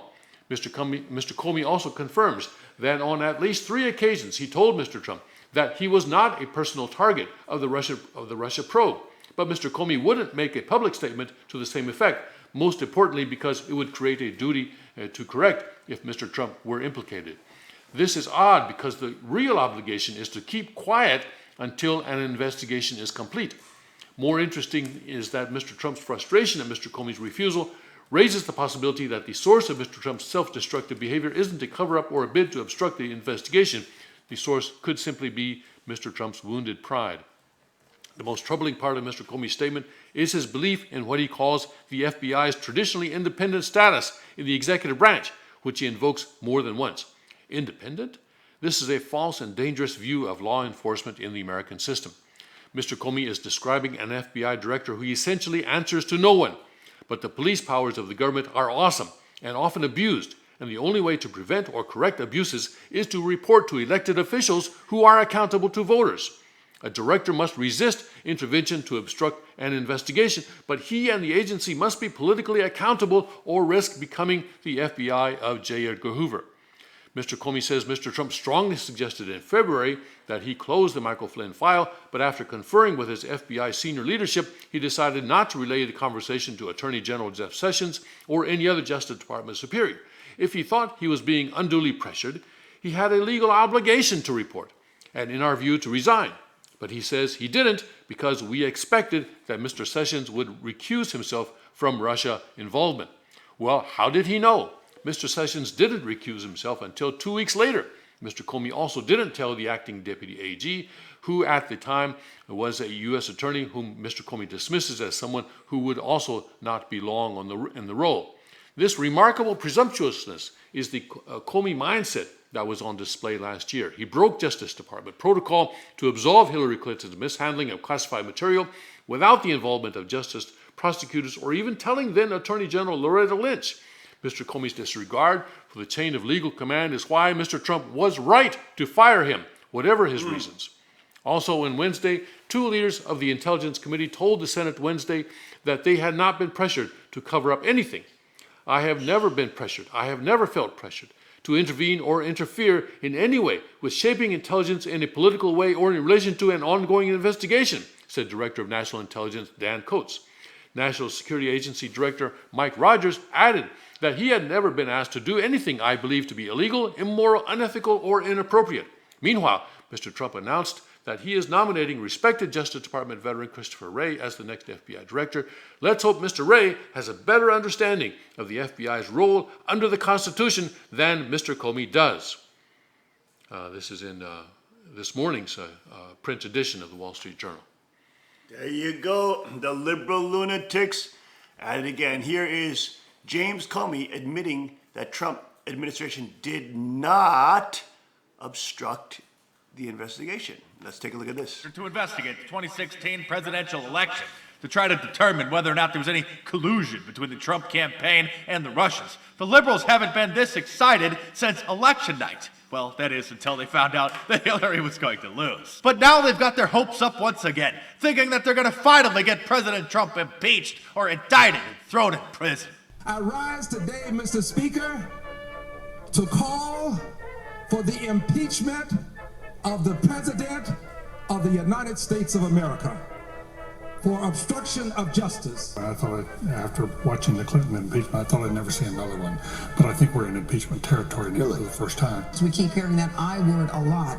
Is impeachment now on the table? Did President Trump try to block the FBI's Russia investigation, commit an impeachable offense? I'm convinced that if we follow the tracks of those who have been involved with the Kremlin, those who have been involved with Ukraine, those who have been involved in this circle that I call the Kremlin clan, we'll get to the truth. And I believe the truth does mean that we'll get to collusion, and collusion will lead to impeachment. Their new hope stemming from an alleged memo that former FBI Director James Comey allegedly wrote after he had dinner with President Trump when he supposedly said that he hoped nothing comes of the investigations. That, of course, liberals believe is the smoking gun, which they hope will finally bring down President Trump. But since liberals have the intellectual capacity and the memory of a goldfish, they of course forgot that just 2 weeks ago, former FBI Director James Comey was giving sworn testimony before a congressional committee when he was asked this question.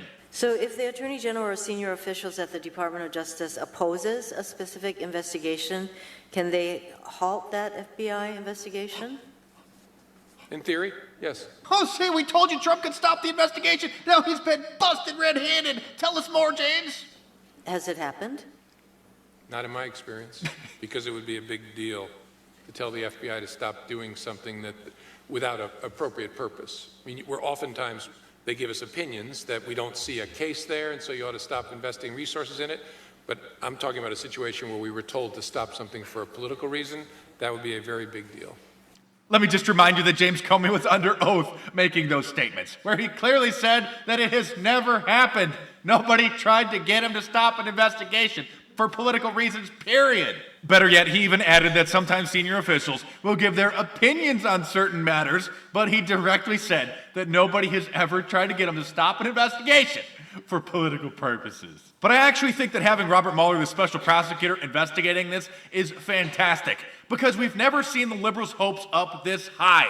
And so they're only going to come crashing back down once again. When this is all over with, I can't wait to see the liberals. I agree with that. I'm Robert I think Mueller, and liberals have accuse really him overreached. of being a Russian agent They've as well. overreached. He was in on it this whole time. This conspiracy is deeper than we even imagined. Even the special prosecutor was in on it. These poor liberals, they still haven't dealt with their post-traumatic stress disorder that they came down with after Hillary lost the election. I'm Mark Dice, thanks for watching. Subscribe to my channel if you're new and check back here every day for new reports, and we will continue to cover this madness as it continues to get more and more bizarre. And there you go, folks. So That's stay Mark tuned Dice and awesome. breaking down Yeah, I think he's right, you know. the lunatic left and their insane post-traumatic stress syndrome from losing the former election with Hillary Clinton. Let's take a short break. We'll be right back. We'll see you on the other side.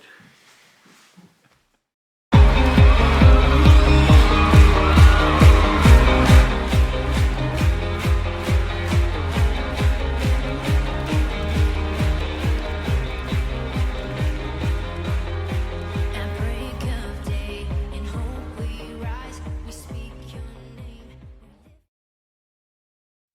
Car Arms, Magnum Research, and Auto Ordnance. The Car Firearms Group. With a diverse product line that blends American craftsmanship with cutting-edge technology. It's no secret why gun enthusiasts choose Car Firearms Group. From the Desert Eagle and Baby Desert Eagle made famous by Hollywood. The history of the 1911 and the Tommy gun. To the best in compact concealed carry. Car Firearms Group is not only the first name in personal defense, it's a name that has earned the respect of gun enthusiasts around the world. Concealment, innovative technology, value, accuracy, and history. Car Firearms Group. Made in the USA. Visit car.com today.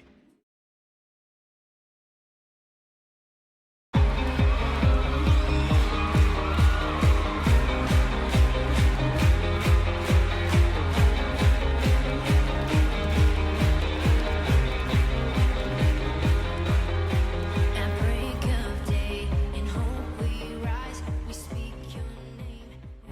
And we are back. Welcome back to the King's Report this Thursday, June 8th, 2017. Returning back to the headline news. I'm your host, Sean Moon, the second king of Chenigu. Final plea.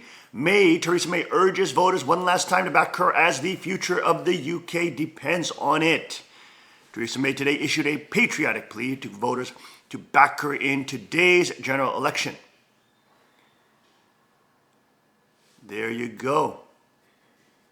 Let's go out there, she says, not for ourselves, but for the future of our country. A country now that is racked with Islamic terrorism, plaguing its borders and its own national security. My very simple message is vote Conservative in the national interest. She appealed to lifelong Labour supporters to reject Jeremy Corbyn's left-wing extremism and back the Tories for the first time in their lives. Of course, in Britain, the Conservatives are really not conservative. They have to support a monarchy that is completely corrupt, Satanist, and pedophilic. They were in the bed and in the network of Jimmy Savile. We watched a whole Freedom Society episode on Jimmy Savile, didn't we?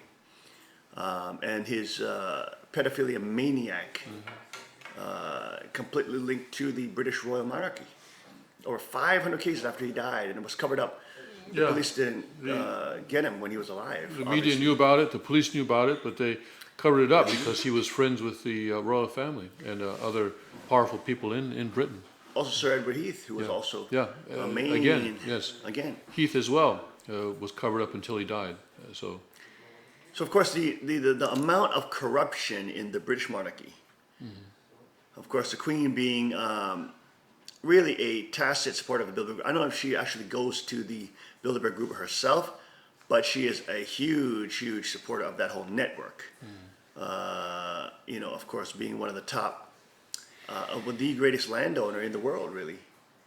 The Queen of England, the British crown, and having some of the most precious jewels on the planet, right? The blue stone of, what is that? The blue stone diamond? I haven't really looked at their inventory. It's the largest diamond in the world, having the most, some of the most, I think the largest diamond in the world. That has been, wherever it has gone, has been followed by a wake of murders and sabotage and thievery. But as bad as the Conservatives and the royal family may be, I think the Labour Party would be worse. It's worse, of course. Yes. It's much worse. The Sun newspaper here, they have Drudge has the front page of the Sun newspaper in the list 10 reasons why people should not vote for Labour. Can I go through those 10 reasons? That's a good list. Go He's ahead. that Corbyn is a terrorist friend, useless on Brexit, destroyer of jobs, enemy of business, massive tax hikes, puppet of unions, nuclear surrender, ruinous spending, open migration, Marxist extremist. Of course, Marx, wrote his Das Kapital and the Marxist Manifesto, Communist Manifesto in Britain, and was actually expecting Britain to be the first country to have a communist revolution. Of course, he was surprised when it turned out to be agrarian Russia. But anyway, Britain does have that does have that aspect to it where it would give hope to someone like Marx. He does seem like your normal trendy liberal. Yes, yes. What was that list again? Can you read that list one more time? Oh, again, okay. In case anybody missed it, Corbyn is terrorist friend, according to this is a list on the front page of Sun. Useless on Brexit, destroyer of jobs, enemy of business, massive tax hikes, puppet of unions, nuclear surrender, ruinous spending, open migration, and Marxist extremist. And who was that about? Hillary Clinton. That's exactly the same Marxist party line we heard from Hillary Clinton. Yes, his American twin. Yes. Love conquers hate. Let them pour in. Let them destabilize things like they've done in Europe. You know, don't be racist. Just let migrants rape you, girls. You know, we're just going to have clinics not treat you anymore. Once you're raped, you just got to deal with it yourself. But just be nice. Know that these migrants have a lot of psychological trauma from being from war-torn areas, which the West has itself destabilized. And Sweden has the women-only cabinet, right? So why would they do that? I mean, they're so pathetic. They are the epitome of a psychologically deranged, Stockholm Syndrome, handicapped trauma victim that is so deluded in their unreality that they literally think they're doing good deeds while killing themselves, destroying their own culture, destroying their own nation, watching destroyed, applauding from the sidelines, crying and shedding tears, saying, look how trendy and look how compassionate we are as we get raped and pummeled into oblivion. I mean, such a pathetic, despicable, psychologically ill, mentally ill nation state. And of course, that is paraded as the feminist haven of the world. There you go. That's what you get with feminism. You get a completely mentally ill, suicidal, masochistic, handicapped, and completely reality illiterate. What is it?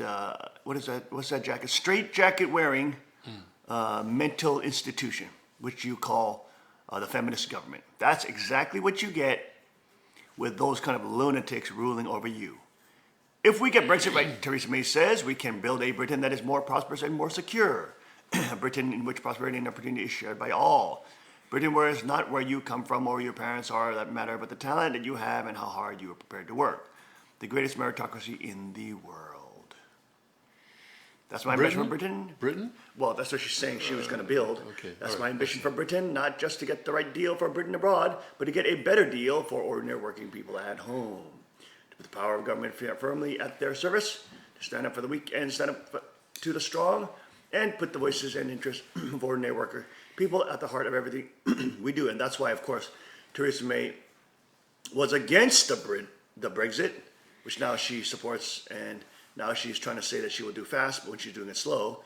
It's why we'll build a Britain that is strong enough, but not to say there's forces against her. The EU doesn't want them to leave, obviously. But with France now being re-secured into the EU, that momentum has really waned quite a bit. It's going to take a whole slew of different countries to start pulling out of Brexit. Did you see the Pierre sent me an article yesterday about the Czech Republic and how they're now arming their citizens. The actual president Yes. He said yes. is telling people, Yeah. be prepared to fight against Islamic invasion. Yeah, that's right. And he's the president now of the Czech Republic is saying, okay, we're basically giving a middle finger to the EU. We're going to arm everybody, and everybody should be ready to fight if they get marauded. You know, we're not going to let our people just get raped, pillaged, and plundered.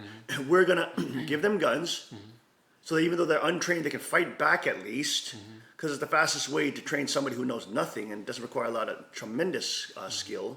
It makes you very dangerous very quickly. And he's saying, empower our people. I actually care for my people in the Czech Republic, and I actually want them to be safe as their prime minister or president, whatever it is. And I want them to be able to defend themselves against Muslim invasion. And of course, the other countries like France with Macron and all the fake puppeteer globalist political Satanists only giving lip service to loving their country, being patriotic, and caring for the normal average worker. Meanwhile, they disarm them. If they get raped, they say it's their fault. If they get sexually assaulted, they just say, well, why are you wearing miniskirts? Well, in Germany, it is so unbelievable. Go ahead, Tim. I have an article in the Prague Daily, which was posted just a few hours ago, that talks about what you just mentioned. This is the Prague Republic plans to challenge the European Firearms Directive since it introduces inadequate and inconvenient measures for Czech firearms holders, Interior Minister of the Republic said today, adding that it violates the principles of proportionality and of ban on discrimination. The Czech government will decide on the possible challenging of the Firearms Directive at the European Court of Justice next week. He said that the Justice Minister had reservations about the challenging of the directive. If the government does not approve the step, the complaint will not be filed. But I believe that there is no other way than to challenge the directive. He said he believes that the government partners and other would also support the plan. So EU is telling is giving this a directive to the Czech Republic, saying you don't give your people firearms, but the Czech government is saying no, we're going to challenge this in the European. He says that he considers the idea of limiting legal firearms in reaction to the wave of terrorist violence erroneous. The argument of fighting terrorism seems to be a mere pretext, he added. I think it was an effort to show a quick political reaction to these attacks, but Europe is unfortunately moving in a bad direction, this Czech Interior Minister is saying. This directive will take effect on June 13th, and the member states must incorporate it into their legislation in 15 months. Let's see, what is that directive anyway? I have to find the actual, the EU Firearms Directive, which the European Parliament passed in March, aims to prevent the armament of terrorists. Its critics say the directive mainly imposes restrictions on holders of legal arms and the legal arms trading, and considerably interferes in the interior security of countries, which is in conflict with EU legislation. It's all a more centralized control. That's all we already have Poland and Hungary saying we're not going to accept the imposition of quotas for migrants, and now we have Czech Republic saying that we don't like the way that the EU is trying to boss us around in terms of legal ownership of firearms. So it seems like the EU is the cracks are appearing everywhere. The dam is starting to break. Mm-hmm. The EU is a pathetic Soviet-style communist bureaucracy, mm-hmm. which literally is there for the sole purpose of centralizing more power to itself, so the big bankers who rule it can go in and ravage and rape those countries by resources, mm-hmm. and human tax farm and human farm and sex farm the people and young children. Yes. They're so disgusting. They are really in a satanic cult. At the top leaders, they're really in a demonic satanic cult.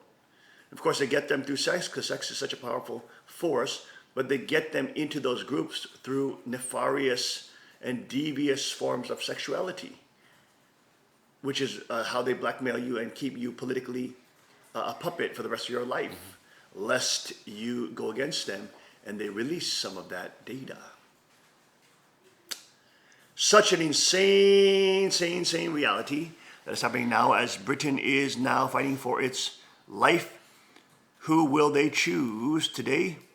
There's a prize ahead if we get Brexit right. So if, like me, you believe in Britain, if, like me, you want a country to succeed, like me, you believe in putting division behind us, it's looking to the future and getting on the job building the stronger, more secure country we need. And this unique, crucial election for our country, give me your backing to lead Britain, speak for Britain, fight for Britain, and deliver for Britain. There is her opponent, Corbyn, who is a complete Marxist political prostitute. The Conservatives were up a point to 46%. They were down 1 to 34%, while the Liberal Democrats lagged on 7%. We'll have to see how that pans out today. We'll know by 5 o'clock, probably. We'll know by Eastern tonight. Time. Eastern U.S. time, yeah. But will Britain buckle under EU pressure and George Soros-funded opposition groups, which now are threatening to become violent if Theresa May wins? Or will it choose to leave the EU and try to fight for its own sovereignty and its own national rights. Only time will tell, and just a few hours will tell which direction they will pursue. We'll be right back after the short break. Stay with us on the King's Report.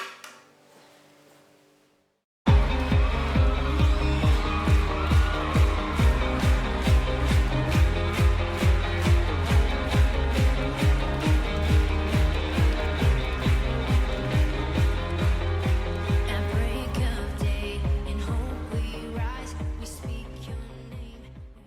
Mark, Luke, and John. We will come face to face with the Son of God, whose sublime teachings, miraculous actions, and divine essence leap off every page and into our hearts.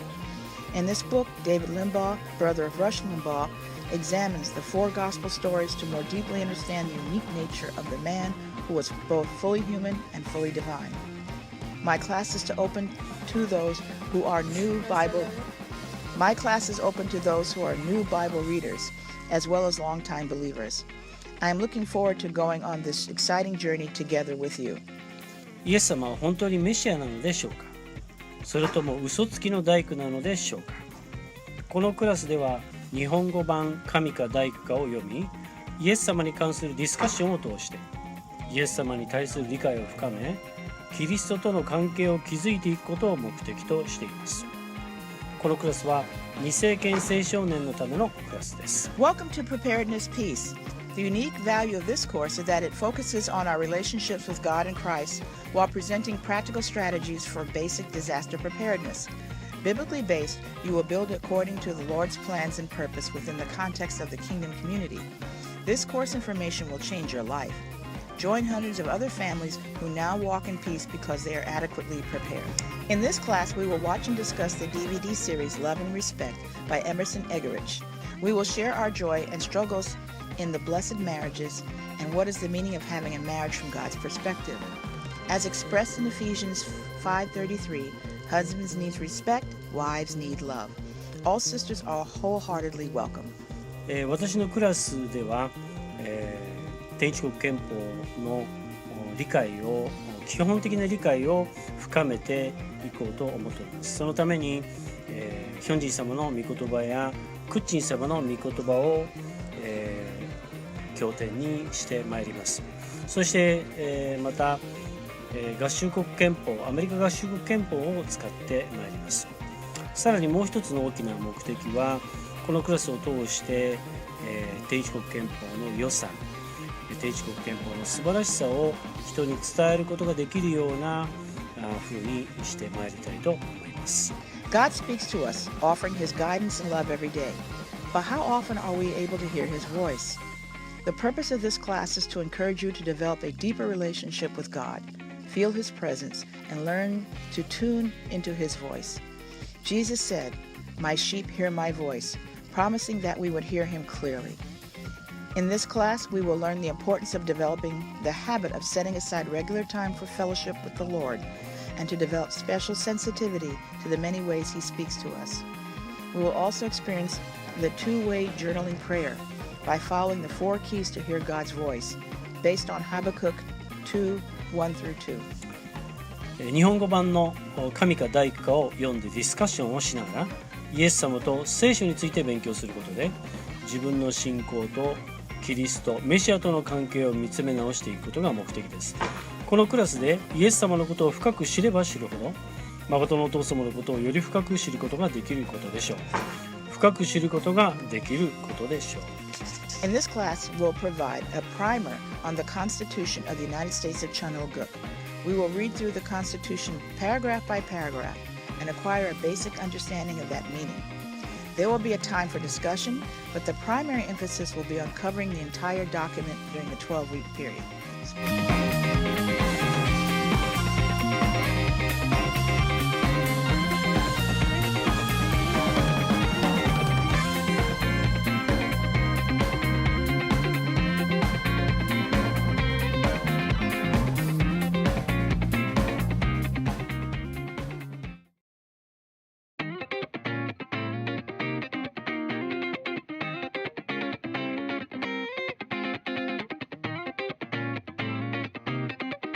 my class, we will exercise together with the focus on being good stewards of our body. We'll begin each session with the reading of Scripture and connecting it to the goal of that particular class. Centered on Christ, we will work on strengthening our body to be a healthy container for the Spirit to reside. God's children were meant to hold a loving authority over the entire created world, both physical and spiritual. This class will present basic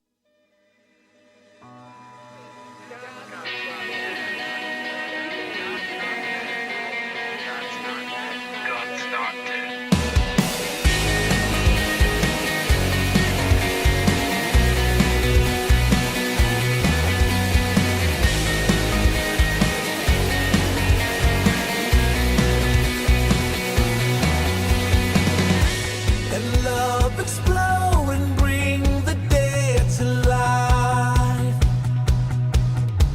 A love so bold to see a revolution somehow.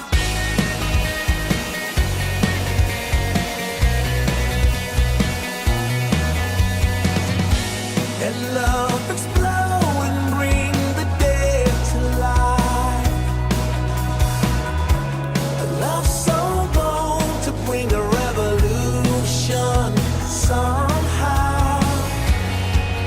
Now I'm lost in your freedom, and this world I'll overcome. My God's not dead, he's surely alive. He's living on the inside, roaring like a lion. God's not dead, he's surely alive. He's living on the inside, roaring like a lion. He's roaring like a lion.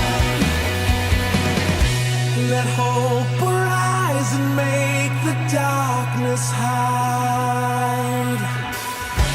My faith is dead, I need a resurrection somehow. Now I'm lost in your freedom, and this world I'll overcome. My God's not dead, he's surely alive. He's living on the inside, roaring like a lion. God's not dead, he's surely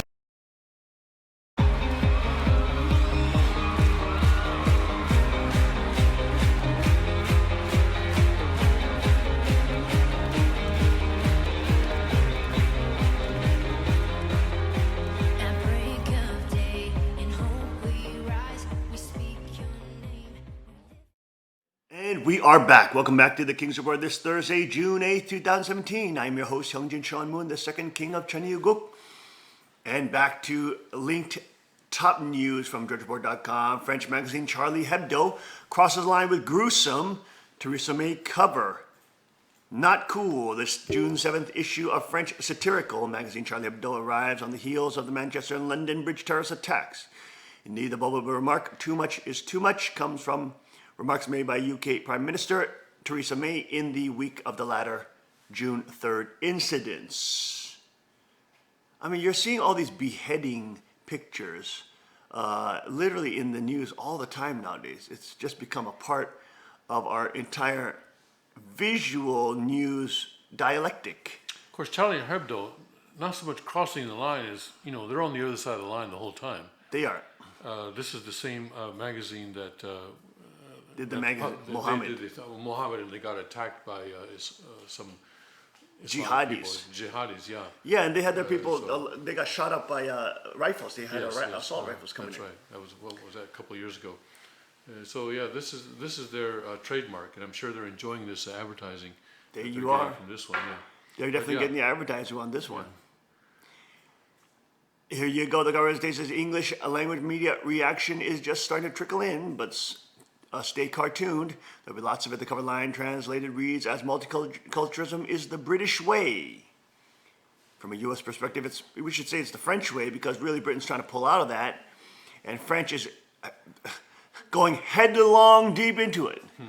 It's like seeing Sweden and seeing Swedish women getting raped and being denied service at health clinics because they're being raped as victims, and they're just saying deal with it and have compassion. You just were raped. What's wrong with you? What's wrong with that? I mean, aren't you loving and compassionate? Why are you complaining that you were raped? Come on. I mean, this is insane. Guys, get some pictures of Sweden. Just type in Sweden raped, and you'll see some very shocking pictures of photo shoots of Swedish models in like a Swedish flag. And you'll see hands coming up on them, grabbing their breasts, grabbing their hair, grabbing their necks, and they have to just take it. They just have to take it, because that's how you prove yourself in this liberal lunatic religion, which is called multiculturalism and quote liberalism. This is literally a cult. You prove yourself by how good of an attitude you have while you're being raped by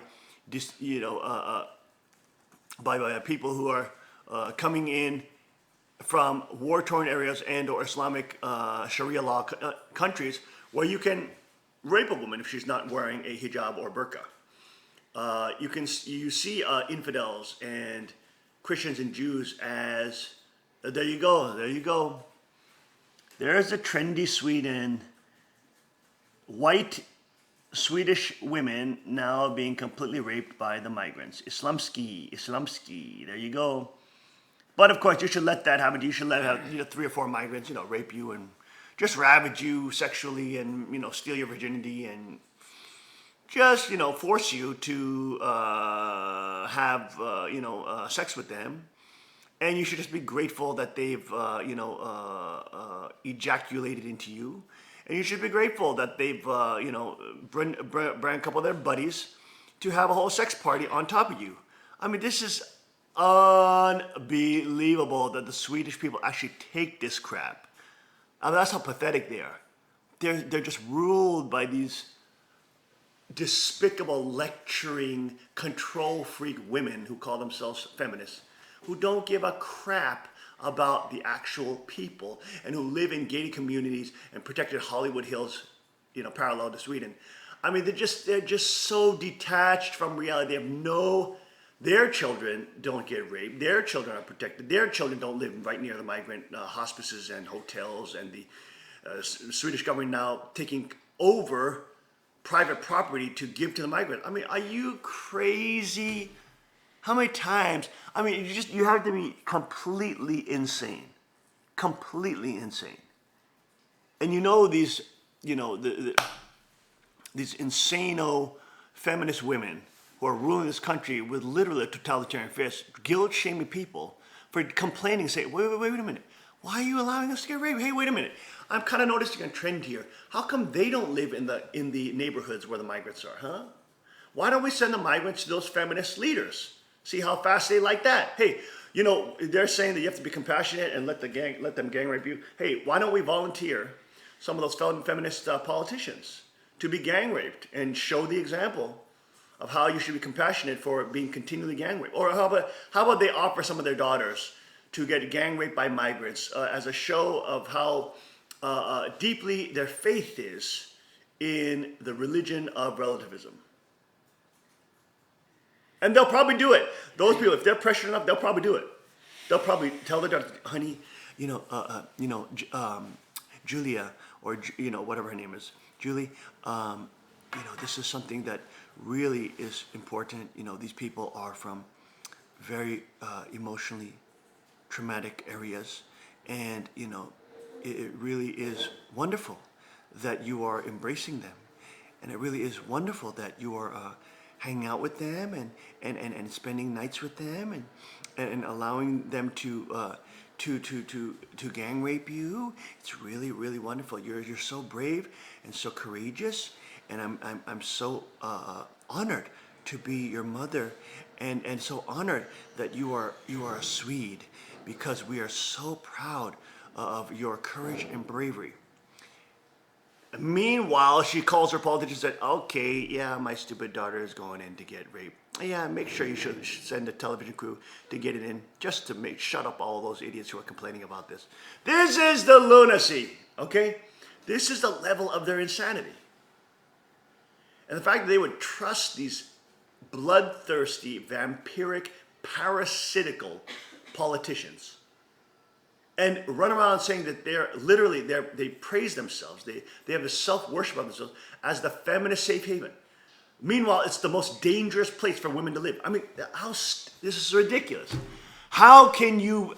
I mean, it's just an inversion of reality. It's like Wonder Woman trying to invert the reality of World War II, saying that the Nazis were the Christians, and that the Muslims and the Catholic Church were supporting the Allied forces when they were supporting Hitler. Oh my God, it's so blatant. It's so in your face. It's so unbelievably unabashed. It's so dishonest and disingenuous. It's so apparently deceitful. And the fact that people cannot, obviously because they're in a cult, cannot see that it's sad. It's very sad. It's painful. Painful. It's so painful to see this every day. Oh, Lord have mercy. But there you go. Also, top news from Reuters, North Korea fires suspected land-to-ship missiles as South Korea delays the THAAD, as we told you, with Moon Jae-in, the socialist commie, Marxist, in there as the president now of South Korea. And he's now delaying, which means he's trying to turn off the THAAD. It'll be an interminable delay or an endless delay, which means that they'll just simply shut it off and not use it. So originally There six batteries of the THAAD anti-missile defense system were supposed to be deployed, and the U.S. and the former conservative government managed to get to 2 of those, plus the radar deployed before Moon Jae-in's election, and with 4 remaining. And Moon Jae-in is now suspending those 4 remaining ones. He says he'll keep the 2 that are already deployed. 4 remaining ones pending an environmental assessment. Yes, an environmental impact. Well, you got to assessment. save those porpoises, you know. Yes. Of course, they're being deployed on an abandoned golf course, but yes, I don't think there are any porpoises there. But yes, well, they are. Of course, you know, if North Korea attacks and the missiles come through, I hope the North Koreans do an environmental impact assessment before they fire missiles on South Korea. It would be terrible if they didn't. I'm sure the Paris agreement has something about that. Yes, I'm sure the Paris Agreement has North Korea trembling in its boots about the potential environmental risk of a nuclear disaster. Yes. You know, they're really concerned about the porpoises. The North Koreans are. There you go. North Korea fired what appeared to be several land-to-ship missiles off its east coast on Thursday. South Korea's military said a day after the South postponed full deployment of a controversial U.S. anti-missile system designed to deter a North Korean attack. The launch is the latest in a fast-paced series of missile tests defying world pressure to rein in its weapons program, comes less than a week after the United Nations Security Council passed fresh sanctions on the reclusive state. South Korea on Wednesday said it will hold off on installing remaining components of the U.S. Terminal High Altitude Area Defense THAAD system that has angered North Korea's main ally, China, amid early signs of easing tensions between the 2 countries. There you go, Moon Jae-in. We told you about it, folks. The missiles that were launched Thursday morning from the North Korean coastal city of Wonsan and flew about 200 kilometers, 124 miles south. Korea's Office of Joint Chiefs of Staff said in a statement. If he's not careful, one of these days he's actually going to hit something. And then there you go. Then all hell will break loose. Under third-generation leader Kim Jong-un, North Korea has been conducting missile tests at an unprecedented pace in an effort to develop an intercontinental ballistic missile capable of hitting the mainland of the United States. Compared to different types of ballistic missiles Pyongyang has recently tested, the missiles launched on Thursday are considered to be more defensive in nature, designed to defend against threats such as enemy warships. Meanwhile, 3 aircraft carriers are now in the region with their battle crew and their battleships at the ready. The U.S. battleships and U.S. The aircraft carriers and their strike groups, yes. North Korea unveiled a number of new weapons at a massive military parade on April 15th to mark the birth anniversary of the state's founding leader, and has since tested some of them. What appeared to be a new type of land-to-ship missile equipped with 4 launching canisters was unveiled at the parade, said Kim Dong-yup, a military expert at Kyungnam University's Far Eastern Studies in Seoul. I think this might be what was used today. Thursday's launch is the fourth missile test by North Korea since South Korean President Moon Jae-in took office on May 10th, pledged to engage in dialogue with Pyongyang. Moon said sanctions and pressure alone have failed to resolve the growing threat from the North's advancing nuclear missile program. Moon has also promised to review the deployment of THAAD system in South Korea, a decision that was made by the government and his conservative predecessor Park Geun-hye. On Wednesday, Moon's office said installation of 4 additional launchers would be halted until assessment of the system's impact on the environment was completed. Yes, the THAAD program the THAAD missile system is very dangerous to pine trees in South Korea. That's got to be the case, Tim. It's dangerous to the insect population of fir trees in South Korea. Yes. 2 launchers of the full 6. And of course, this has to be done in a time when there's unprecedented danger in South Korea. You just gotta, never mind the safety and security of the South Korean citizens. Well, you might have some termites you have to be protecting. Some actual termite mounds and maybe some grubs in some decaying old trees that you must prepare to protect. 2 launchers of the full 6-launcher THAAD battery, as well as a system's far-reaching radar that China worries could upset the regional security balance, have already been installed at the deployment site in the southeastern city of Seongju. The elements will stay in place, South Korea said. The introduction of the THAAD system has sparked protests in South Korea and a backlash in China against South Korean business interests. The Global Times, published by China's official People's Daily, said in an editorial that no matter the outcome of the environmental study, South Korea's announcement could reduce friction. Obviously, the pressure China puts on South Korea has taken effect. Seoul's will has been shaken, the paper said. However, attitude is not everything. Without solving the problem of THAAD, the pain it has brought to bilateral relations will not disappear, and South Korea must swallow some of the bitter results. This is, of course, all a constant color of a leftist president. All the enemies and all the bullies see them as weak and know that they are weak. Yes. And that they are puppets to the unions and to the bankers. They're on the same side. The UN Security Council resolution has clear rules on North Korea's use of ballistic missile technologies. She said all sides should work together to de-escalate tensions and take active steps to stabilize the region. U.S. President Donald Trump has been pressing China aggressively to rein in North Korea, warning that all options, including a preemptive military strike, are on the table if Pyongyang persists with its nuclear and missile development. Seoul, Tokyo, Washington were analyzing the launches for further information, officials said. Japan's Navy and Air Force conducted military drills with 2 U.S. aircraft carriers in the Sea of Japan last week, following similar joint U.S.-South Korea exercises. North Korea likely wanted to show off its ability to precisely target a large warship. In relation to the joint military drills involving U.S. aircraft carriers, Do Jae-chun, South Korean Joint Chiefs of Staff spokesman, told a media briefing. By testing different types of missiles, North Korea also appears to be aiming to secure the upper hand in relations with South Korea and the United States. The isolated country, which has conducted dozens of missile tests and tested 2 nuclear bombs since the beginning of 2016, in defiance of UN Security Council's resolutions, say the program is necessary to counter U.S. aggression. There you go from Reuters. We'll be right back after the short break with more on the King's Report. Stay with us.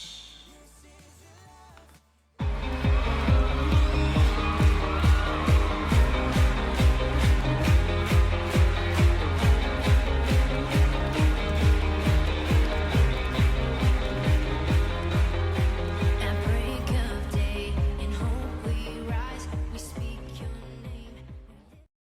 Car Arms, Magnum Research, and Auto Ordnance. The Car Firearms Group. With a diverse product line that blends American craftsmanship with cutting-edge technology. It's no secret why gun enthusiasts choose Car Firearms Group. From the Desert Eagle and Baby Desert Eagle made famous by Hollywood. The history of the 1911 and the Tommy gun. To the best in compact concealed carry. Car Firearms Group is not only the first name in personal defense, it's a name that has earned the respect of gun enthusiasts around the world. Concealment, innovative technology, value, accuracy, and history. Carr Firearms Group. Made in the USA. Visit carr.com today.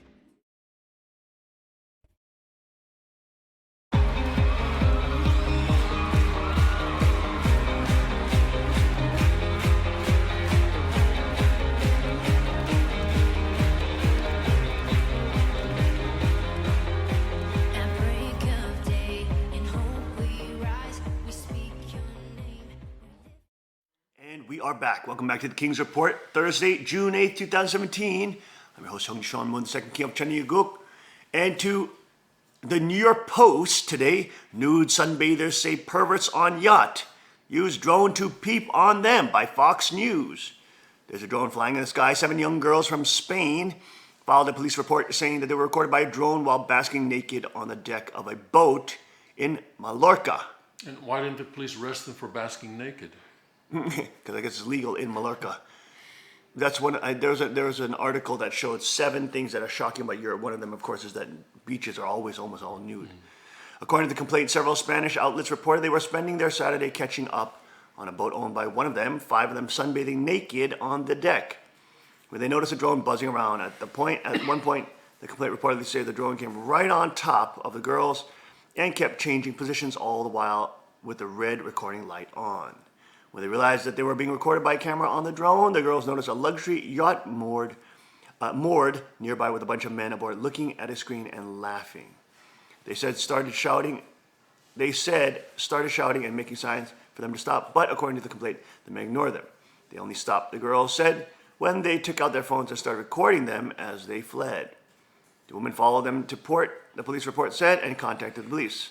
According to El País, once on land, the men tried to bribe them, offering them money to go and have dinner in a nice restaurant in exchange for not reporting what had happened. The incident took place last week, a few miles south of Palma de Mallorca in the western Mediterranean Sea. The authorities are investigating the case to determine if the men infringed the girls' right to privacy and if the pilot of the drone had the required license to fly it. The men reportedly admitted having taken images of the girls, but claimed they erased the recording right away. There you go, with the drones flying around now in public places. You better watch out. Also, in another article by the New York Post, Sugar Baby says she's addicted to travel, not the sex. Their slut for hire, meet the glamorous women who jets all over the world on travel dates with married men and other total strangers, but insists she's not a gold digger. Of course she's not a gold digger. Heidi Pandora, 24, who is currently unemployed and describes herself as a full-time traveler, has visited more than 20 countries during her 3 years on dating site Miss Travel.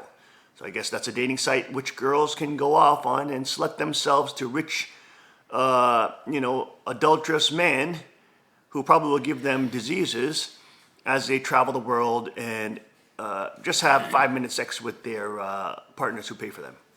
I don't see it as such a big deal to have sex with married men. If they're married and looking somewhere else, they're not happy. Some of them don't have any sexual relationship with their wives anymore. But Heidi, who has visited glamorous locations including Dubai, Morocco, Hawaii, Aruba, and Thailand with wealthy men she's met on the site, claims she never feels pressured into sex. Instead, she says, if we connect, things happen. But if we don't connect, then we just have fun on the trip, or I just come back home. I would love to find the one, but right now I just want to travel and see the world. So dating married men is an advantage. In a way, they will get emotionally connected to me and they will not want to pursue anything. She added, I don't pay for anything. You can do half and half, but I prefer not to. I'm saving more for my own future, so I don't want to spend money on travel because it's really expensive. I've traveled with different types of guys, but I didn't have sexual relations with all of them. Yeah, right, like we believe that because you're so moral and you're so virtuous. Heidi, who says travel dating saved her life, added, I suffered from depression for more than 2 years straight. I got to the point where I didn't want to live anymore. I told myself, if today was my last day, what would I do? My dream was to travel, but I could never afford it. It's too expensive. Heidi, who was 21 at the time, had just $2,500 in the bank, she added. My first trip by myself was to Mexico. So when I saw the blue water, the depression went away. After that, I wanted to travel more, but I didn't know how to do it. Then I came across Miss Travel and I kind of became addicted to it. It keeps me going in life. I still suffer from depression, but it's not as severe, and traveling keeps me alive.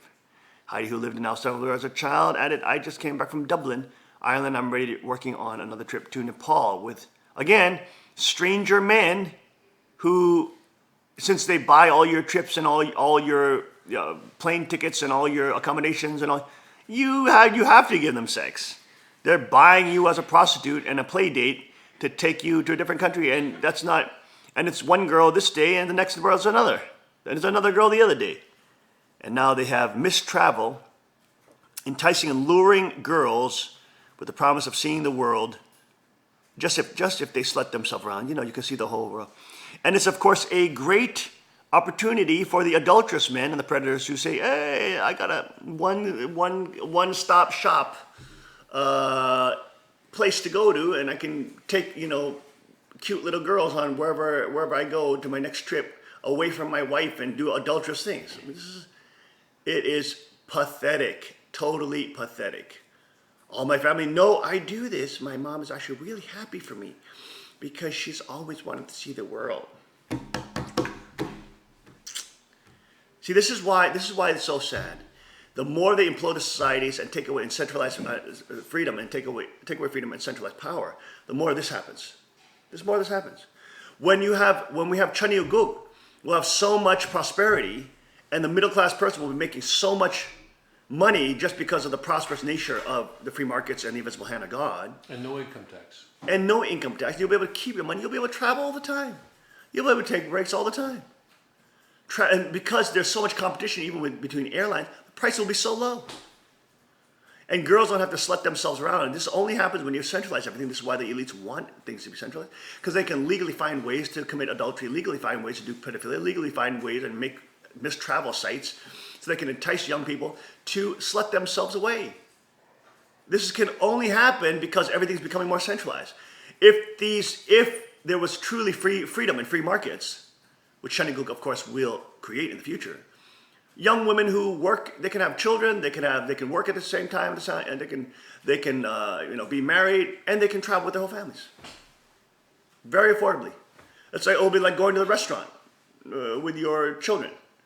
Not even a big expense to your salaries, even though you're making, you have a blue collar job or you have something that's like middle class income. Even as a secretary, you'll have more than that koi man, the koi guy who was a plumber who we got our koi from, has 2 cars, has a house, has land, has bamboo grove, has a swimming pool, has a koi pond with $500, $600 fish, has a boat, and he just worked as a plumber.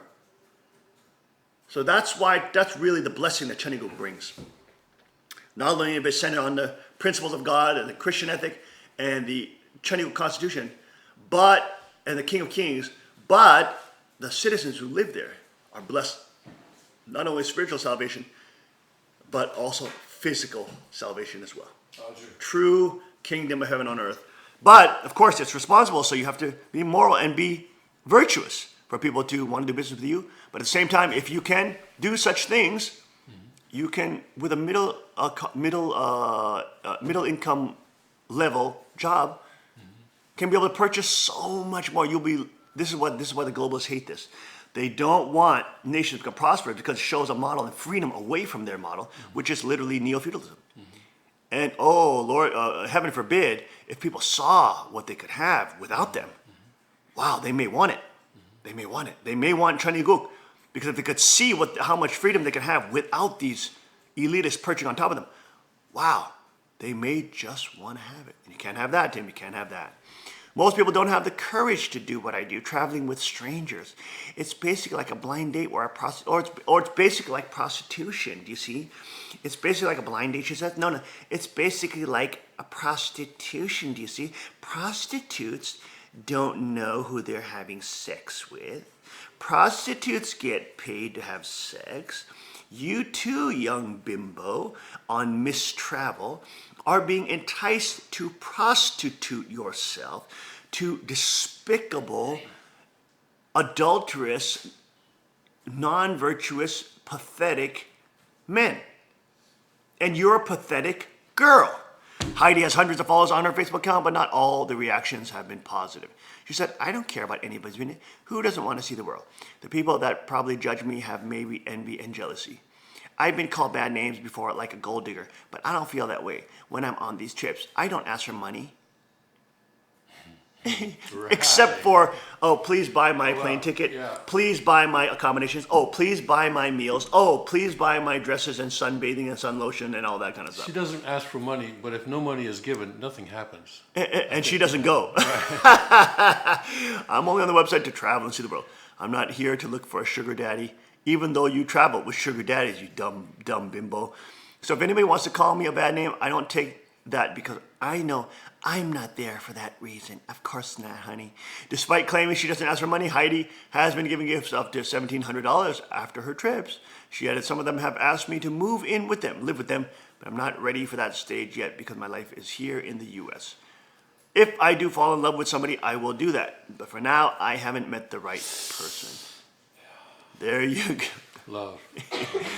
There you go. There you go. Life lessons of Ian Schrager, who founded Studio 54 with Steve Rubel and created the boutique hotel concept with Morgan's Hotel in 1984, is arguably the Steve Jobs of the hospitality industry. But now this avatar of stylish exclusivity is reinventing himself as a populist, hawking a luxury for all concept with a new public hotel, a soaring city within a city in Christie Street on the Lower East Side. That promises celebrity class digs on an Airbnb budget. Rooms start about $200 a night.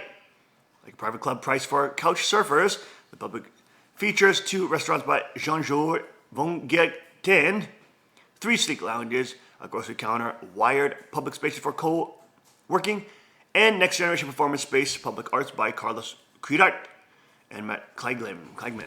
Patty Smith performed at an opening party on Tuesday. Now 70, recently pardoned for his 1980 tax evasion conviction at Studio 54, one of President Obama's last official acts. Mr. Schrager offered some life lessons that helped him thrive through 4 decades in the cultural crosshairs. Give customers only what they want. Do you see the movie The Founder? Hamburger places used to have girls with skimpy outfits and roller skates to take orders. You had to wait 20 minutes. These guys at McDonald's realized that 90% of their orders were for Cokes, hamburgers, and french fries, so they cut out everything else. Oh, what happened there? Did I lose that article? There we go. At Public, we're getting rid of bellmen, getting rid of porters, getting rid of concierge. People have suitcases on wheels. Nobody wants bellmen. Hotels need to evolve. Just as taxis and other businesses have discovered, the hotel industry is in denial about Airbnb, the same way they were about on the online travel agencies. But you can't compete by playing politics. You can't stall progress. The only way to compete with a strong idea like Airbnb is with another strong idea. You provide a social community space, because Airbnb can't do that. A hotel traditionally provided a manifestation of social fabric of that city. It's what the real estate guys got a hold of it, and they stopped doing it. Don't rely on marketing experts, trust your gut. Every other hotel company is obsessed with millennials. You think Apple is obsessed with making iPhones for millennials? If something is good, it resonates with everyone. You're only as good as your next party. I must still be trying to prove something. We're doing the opening for Public. I still think I'm going to throw a party and nobody's coming. I think a lot of creative people are driven by the same thing. It's not so much the drive for success as it is the drive to avoid failure. I'm in the Mona Lisa business. I'm trying to do something really incredible and unique every time I step up. Being nice matters. If I had to choose a hero, that's easy. Walt Disney. He's a perfect combination of art and commerce. I could say Steve Jobs, but I would have to be nicer than Steve Jobs. And if you have to be mean, let your partner do it. Steve Ribble coined the term bridge and tunnel. I didn't know what he meant. One night he was out at the Velvet Rope at studio, and there were the people with the chains, the polyester shirts, the hairy chest. He said, we can't let the bridge and tunnel people come in. That'll kill the night. The ultimate irony was we were bridge and tunnel people. If 80% of success is showing up, the other 20% is knowing when to leave. That's a good point. People would always say that I left studio too early and Steve too late. Steve would stay there because he loved it. I mean, to the bitter end, I was like Greta Garbo. I liked not being part of it. At Bianca Jagger's birthday party, as soon as we presented the birthday cake and she got on that white horse, I left the party. Crime should be left to the criminals. Have you ever seen the movie The Brink's Job? Where they were in the room throwing money in the air, our tax evasion wasn't some tightly controlled conspiracy. It was like a joke. These two set of books that you see, well, they're really not two set of books. Ridiculous. It wasn't organized. It was completely disorganized. It was like the gang that couldn't shoot straight. You need powerful friends, especially on the inside. There were some scary guys in there. We were in there with Frank Lucas, the drug kingpin. We were there with people from the Lufthansa heist. One guy had killed somebody with a bowling ball. We quickly made friends with him, gave his wife money on the outside so he'd protect us. Because life is cheap in prison. You can get somebody killed in prison for $2,000. If Basquiat presents you with a painting, don't give it away. I remember Basquiat when he was doing the Mike Todd room at the Palladium. He gave me the study of one of the paintings, and I gave it to a girl. One of his paintings was just went for $110 million. Money only goes so far. You can't be driven by money. Money is a perversion of the process. You have to be driven by an ideal. Then money is a consequence. A great business partner is like finding true love. We recently put a picture of Carlos on Public Hotel's Instagram, and Matt was perfectly cool with that. Matt doesn't give a damn, just like I didn't give a damn. It was the first time I saw that generous dynamic the way Steve and I had. A partnership, it's when the two people create a third entity.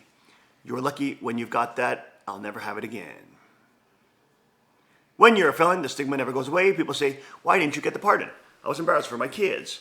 Doing a big financing now, you have to write that thing whether you've been convicted of a crime. It's still an embarrassing thing for me.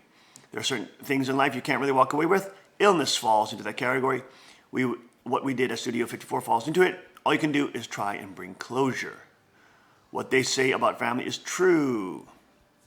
I gave up a lot for success. I lost 10 years with Studio 54 debacle.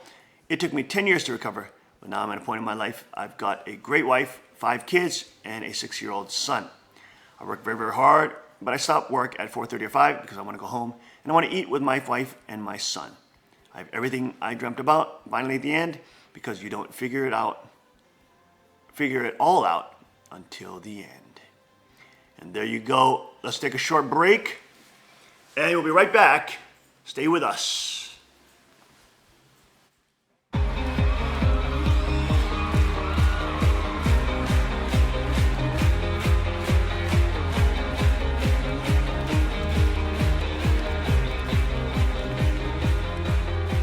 At break of day, in hope we rise, we speak your name.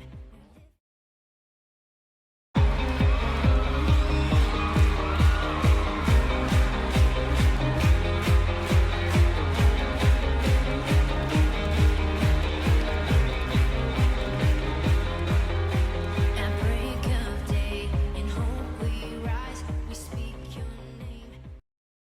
Car Arms, Magnum Research, and Auto Ordnance.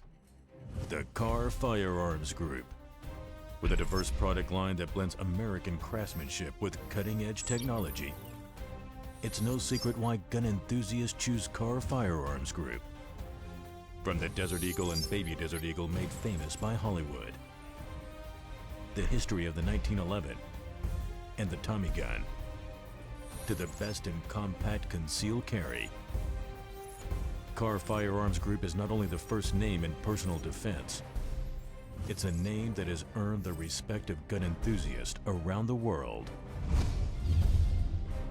Concealment, innovative technology, value, accuracy, and history. Car Firearms Group. Made in the USA. Visit car.com today.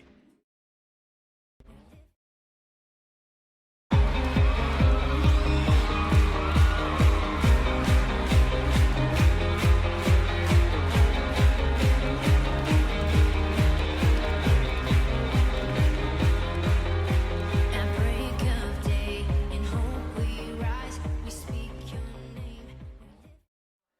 And we are back. Welcome back to the King's Report. I'm your host, Hung Sean Moon, the second king of Chanyeonguk. Thursday, June 8th, 2017. Let's go to Tim for a very important report. Tim.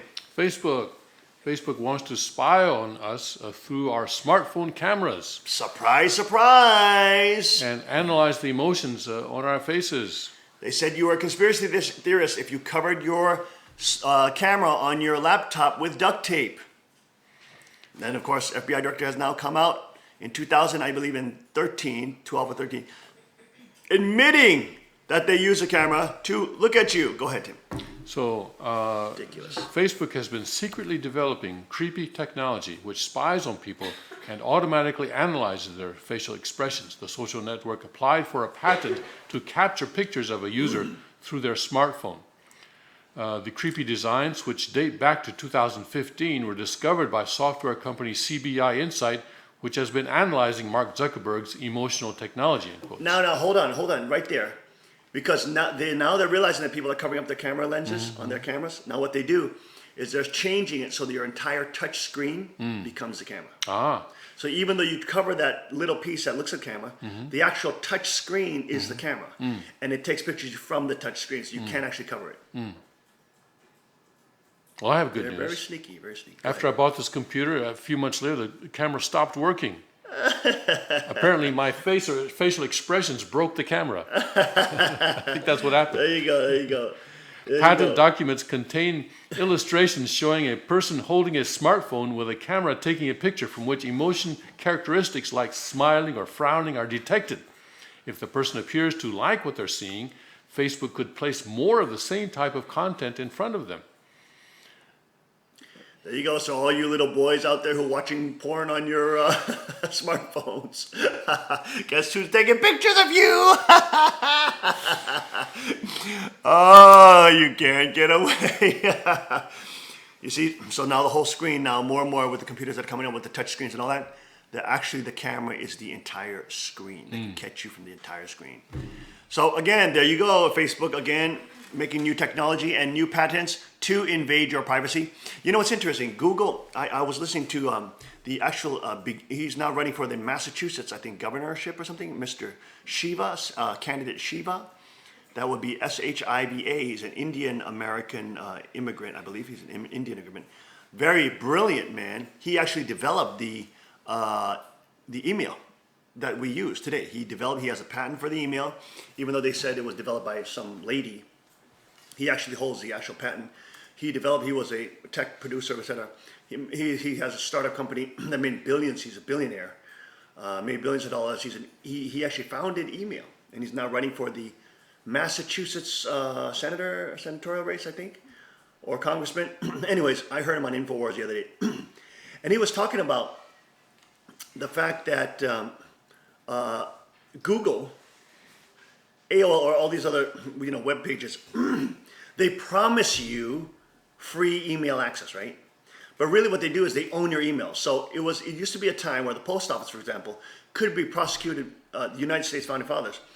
If you intruded on somebody else's mail, you would be 20 years in prison. It's still a felony to open. Of course. It's still a felony to open someone's email. Yes. No, someone's mail. Someone's mail. Yes, snail mail. Yes. But Google, Gmail, AOL, all those other companies, they open your mail all the time. Now he's suggesting, look, we should put that at least under purview of the U.S. Postal Service, because that's at least we have some laws that regulate mail, and if you enter into other people's mail, you get 20 years in prison. Okay, and because people should be able to send messages to whom they wish without other eyes being able to see them. However, Google and these other companies, like Facebook, all these kind of things, make the argument. They say, well, these are private internet, internet boundaries, and so the mail system you're using through our mail system is not the U.S. Postal Service, and we own your mail. So all that information they of course share with the federal government, they share with different advertisers, they share with different people, so that they can increase their exploiting of you and their marketing sales on you. Okay, but they own your emails. Your emails are not secure. Just like your mail is supposed to be secure, right? But so we used to write letters to each other via mail. Now we write via email, but the reality is our email is no longer secure. It's completely privately owned. It's actually owned by Google or the different places that you actually write email. Isn't that shocking? That it's a reality. It's a reality. Yeah, and I think if you notice, if you write an email to someone, hey, I think I'd like to go to Australia, suddenly you'll start seeing ads about Australia, travel ads to Suddenly Australia. you see it, exactly, I think because people have noticed that for a long time. Google is not breaking any laws. They actually own your emails legally because you've agreed to the terms and conditions, which you have not read, and it's 1,000 pages long. And they make it purposely like that so you don't know what's in there, and essentially hand over all your privacy rights and all of your rights to them. And if you try to sue them for reading your emails or using them for advertising purposes and exploiting you, you can't get anywhere because you've signed the agreement and you've clicked that electronic little click link for them to not only surveil you, own your emails, own your content, own your creativity, So let's say you just invented a new product and you sent it to somebody via email. Well, Google owns that product now. They can literally steal that product and make something. See, that's why it's so dangerous. It's so dangerous. And what this Massachusetts Indian patriot, wow, he's such a patriot. I listened to him on the other day. He's such a patriot. Wow, what a brilliant man. Can you give me his name again, please? Shiva. Candidate Shiva. I don't know his first name. Dr. Shiva. It's Dr. Shiva running for the Massachusetts gubernatorial race or something. SHIVA. VA. And he is an Indian American, I believe.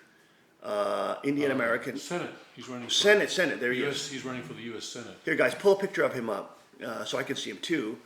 But such a brilliant man, brilliant man, and so articulate and such a patriot. What a patriot. He really loves the Founding Fathers and what they tried to do with giving people as much sovereignty as they can before the Lotus Economic comes. That's the highest level you can get to. And he's just so grateful that he was able to live in America and that his family immigrated here. And those are the kind of migrants we love. We love those kind of migrants who really add to the culture and who bring tremendous success and protect the culture. There is Dr. Shiva. Look at him. Brilliant Indian man. There you go. Absolutely brilliant. So it's not about the content. It's not about the race, color, or creed. It's about the content of your character. It's about content and what the values you stand for. And Dr. Shiva is now running for the senatorial race. And he is a true patriot. Wow, he is amazing. And he should be a more frequent InfoWars contributor and alternate news contributor because he is absolutely brilliant. He holds a patent basically to inventing email. He's the guy who invented email that we use today with the inboxes and all that kind of stuff. He invented it. I mean, this guy is a genius and a true patriot and a true awakened soul as well. We are kindred spirits. In other top news, Senate Republicans edge closer to a deal on health care. Well, you know who he's running against? Yes, Elizabeth Pocahontas Warren. Yes. This is a woman, by the way, okay, who lied saying that she's of Native American descent to get federal funding for her college. That's why they call her Pocahontas. Because she's a white woman, blonde-haired, blue-eyed woman who lied to exploit Native American poverty, used color for her advantage, lied publicly on a public document, saying that she has Native American descent so she could steal federal funding. This is the deceitfulness of this type of pathetic woman. And Mr. Dr. Shiva has to destroy her. He has to destroy her. He is a true patriot. Senate Republicans are moving closer to a deal on health care despite their differences on Medicaid spending. Senate Majority Leader Mitch McConnell expressed delight that the Senate is edging closer to a deal on health care after 3 hours of closed-door meetings. McConnell told reporters, "We're getting closer to have a proposal to whip and take to the floor." McConnell works with the hard whip count.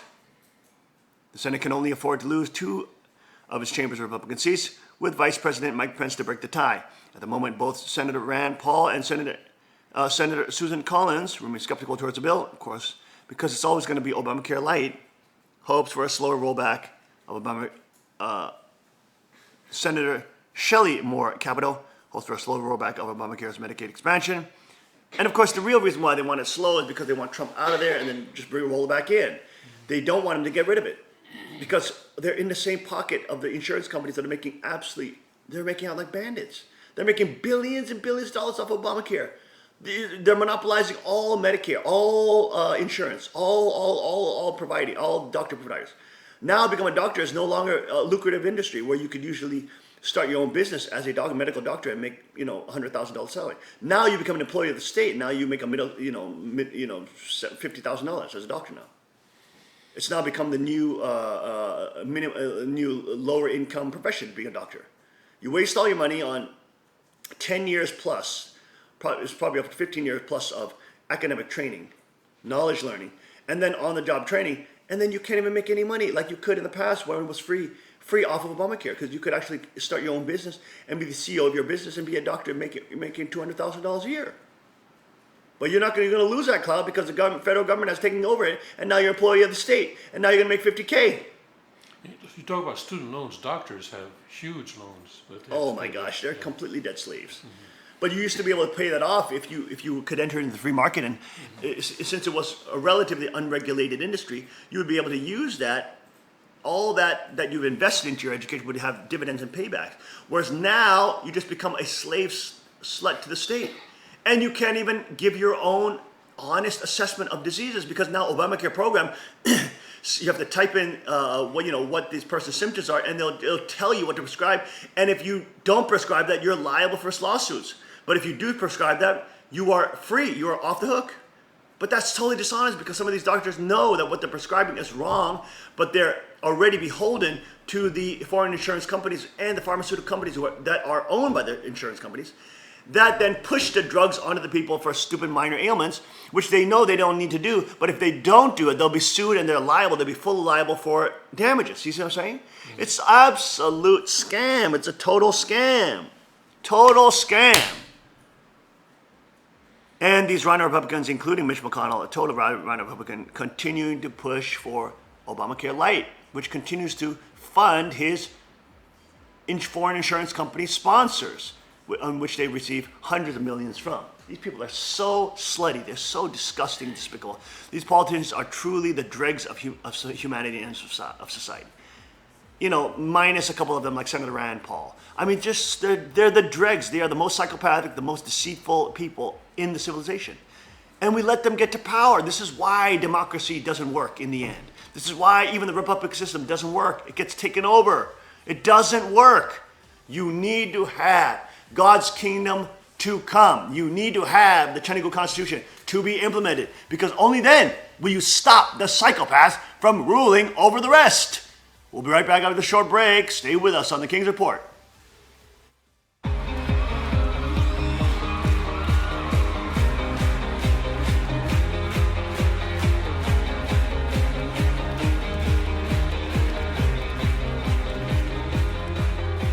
At break of day, in hope we rise, we speak your name. Car Arms, Magnum Research, and Auto Ordnance. The Car Firearms Group. With a diverse product line that blends American craftsmanship with cutting-edge technology.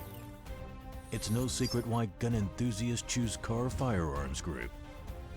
From the Desert Eagle and Baby Desert Eagle made famous by Hollywood.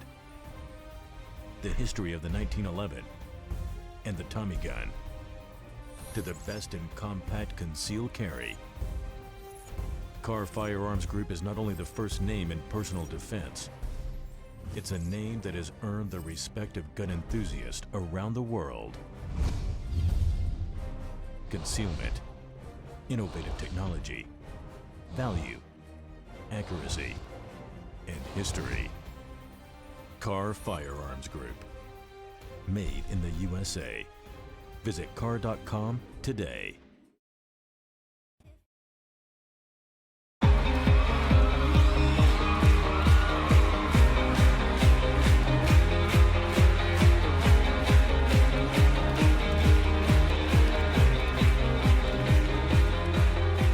At break of day, in hope we rise, we speak your name.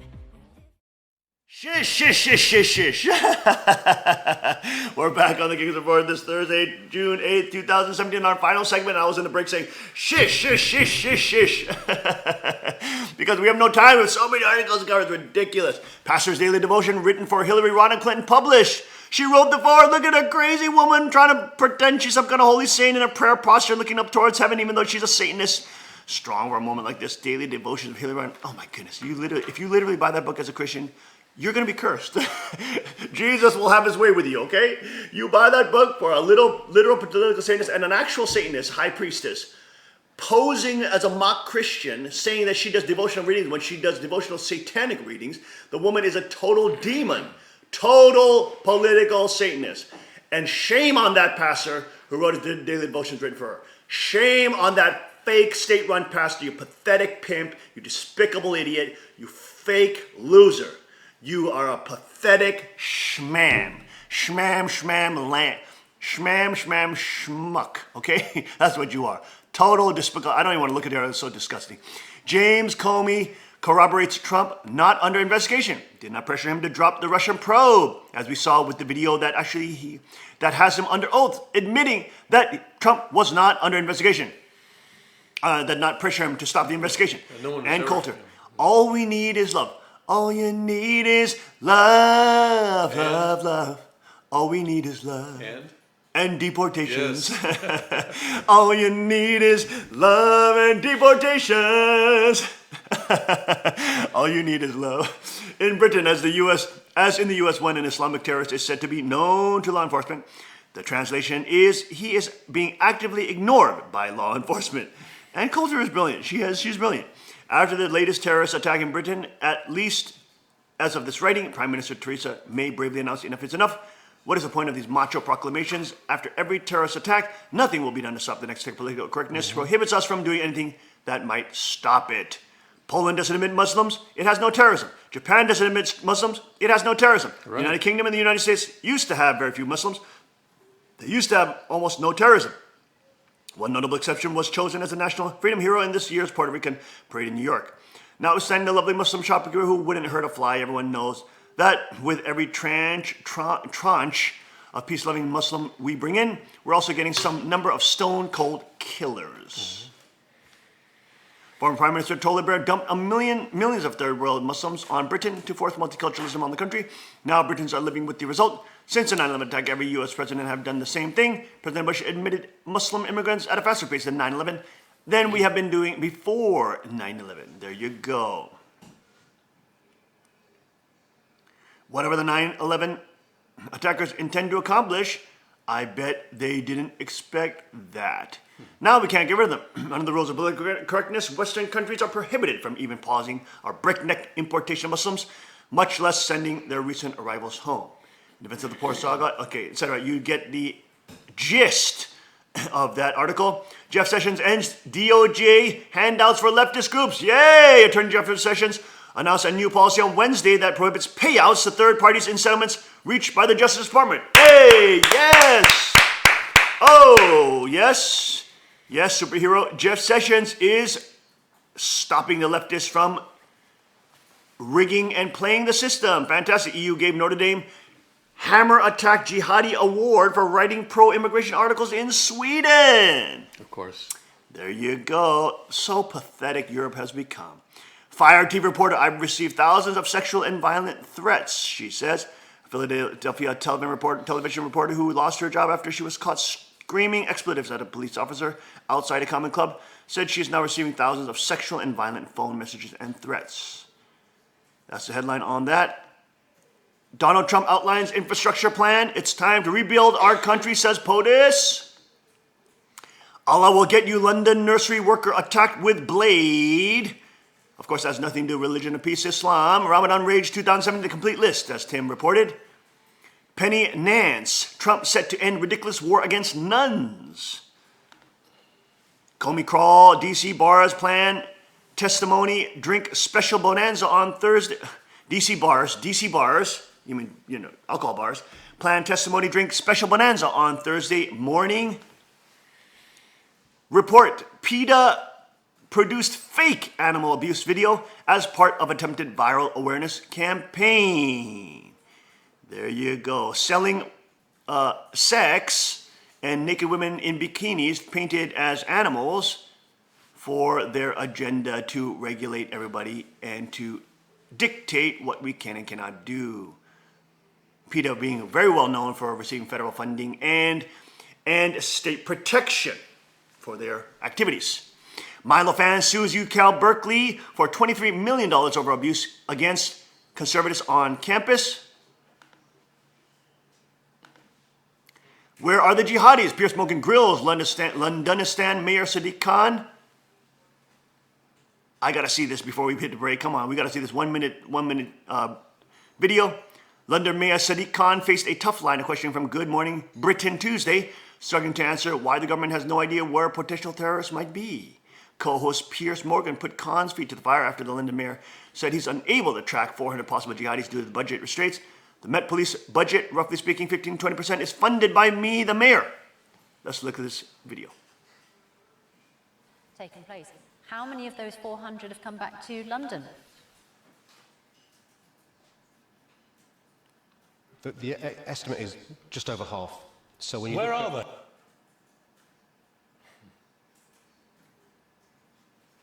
Well, when you look at the... No, seriously, How where are are we they? letting people back in to the UK who haven't just been trained, they've actually fought, potentially against our troops?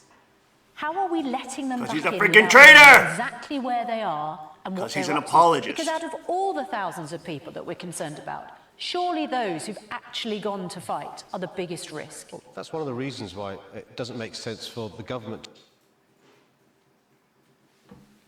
There is the pathetic Sharia law proponent and apologist. Resources from But those... where are they? You're the mayor of this With capital respect, city. hold Where on a are second. they?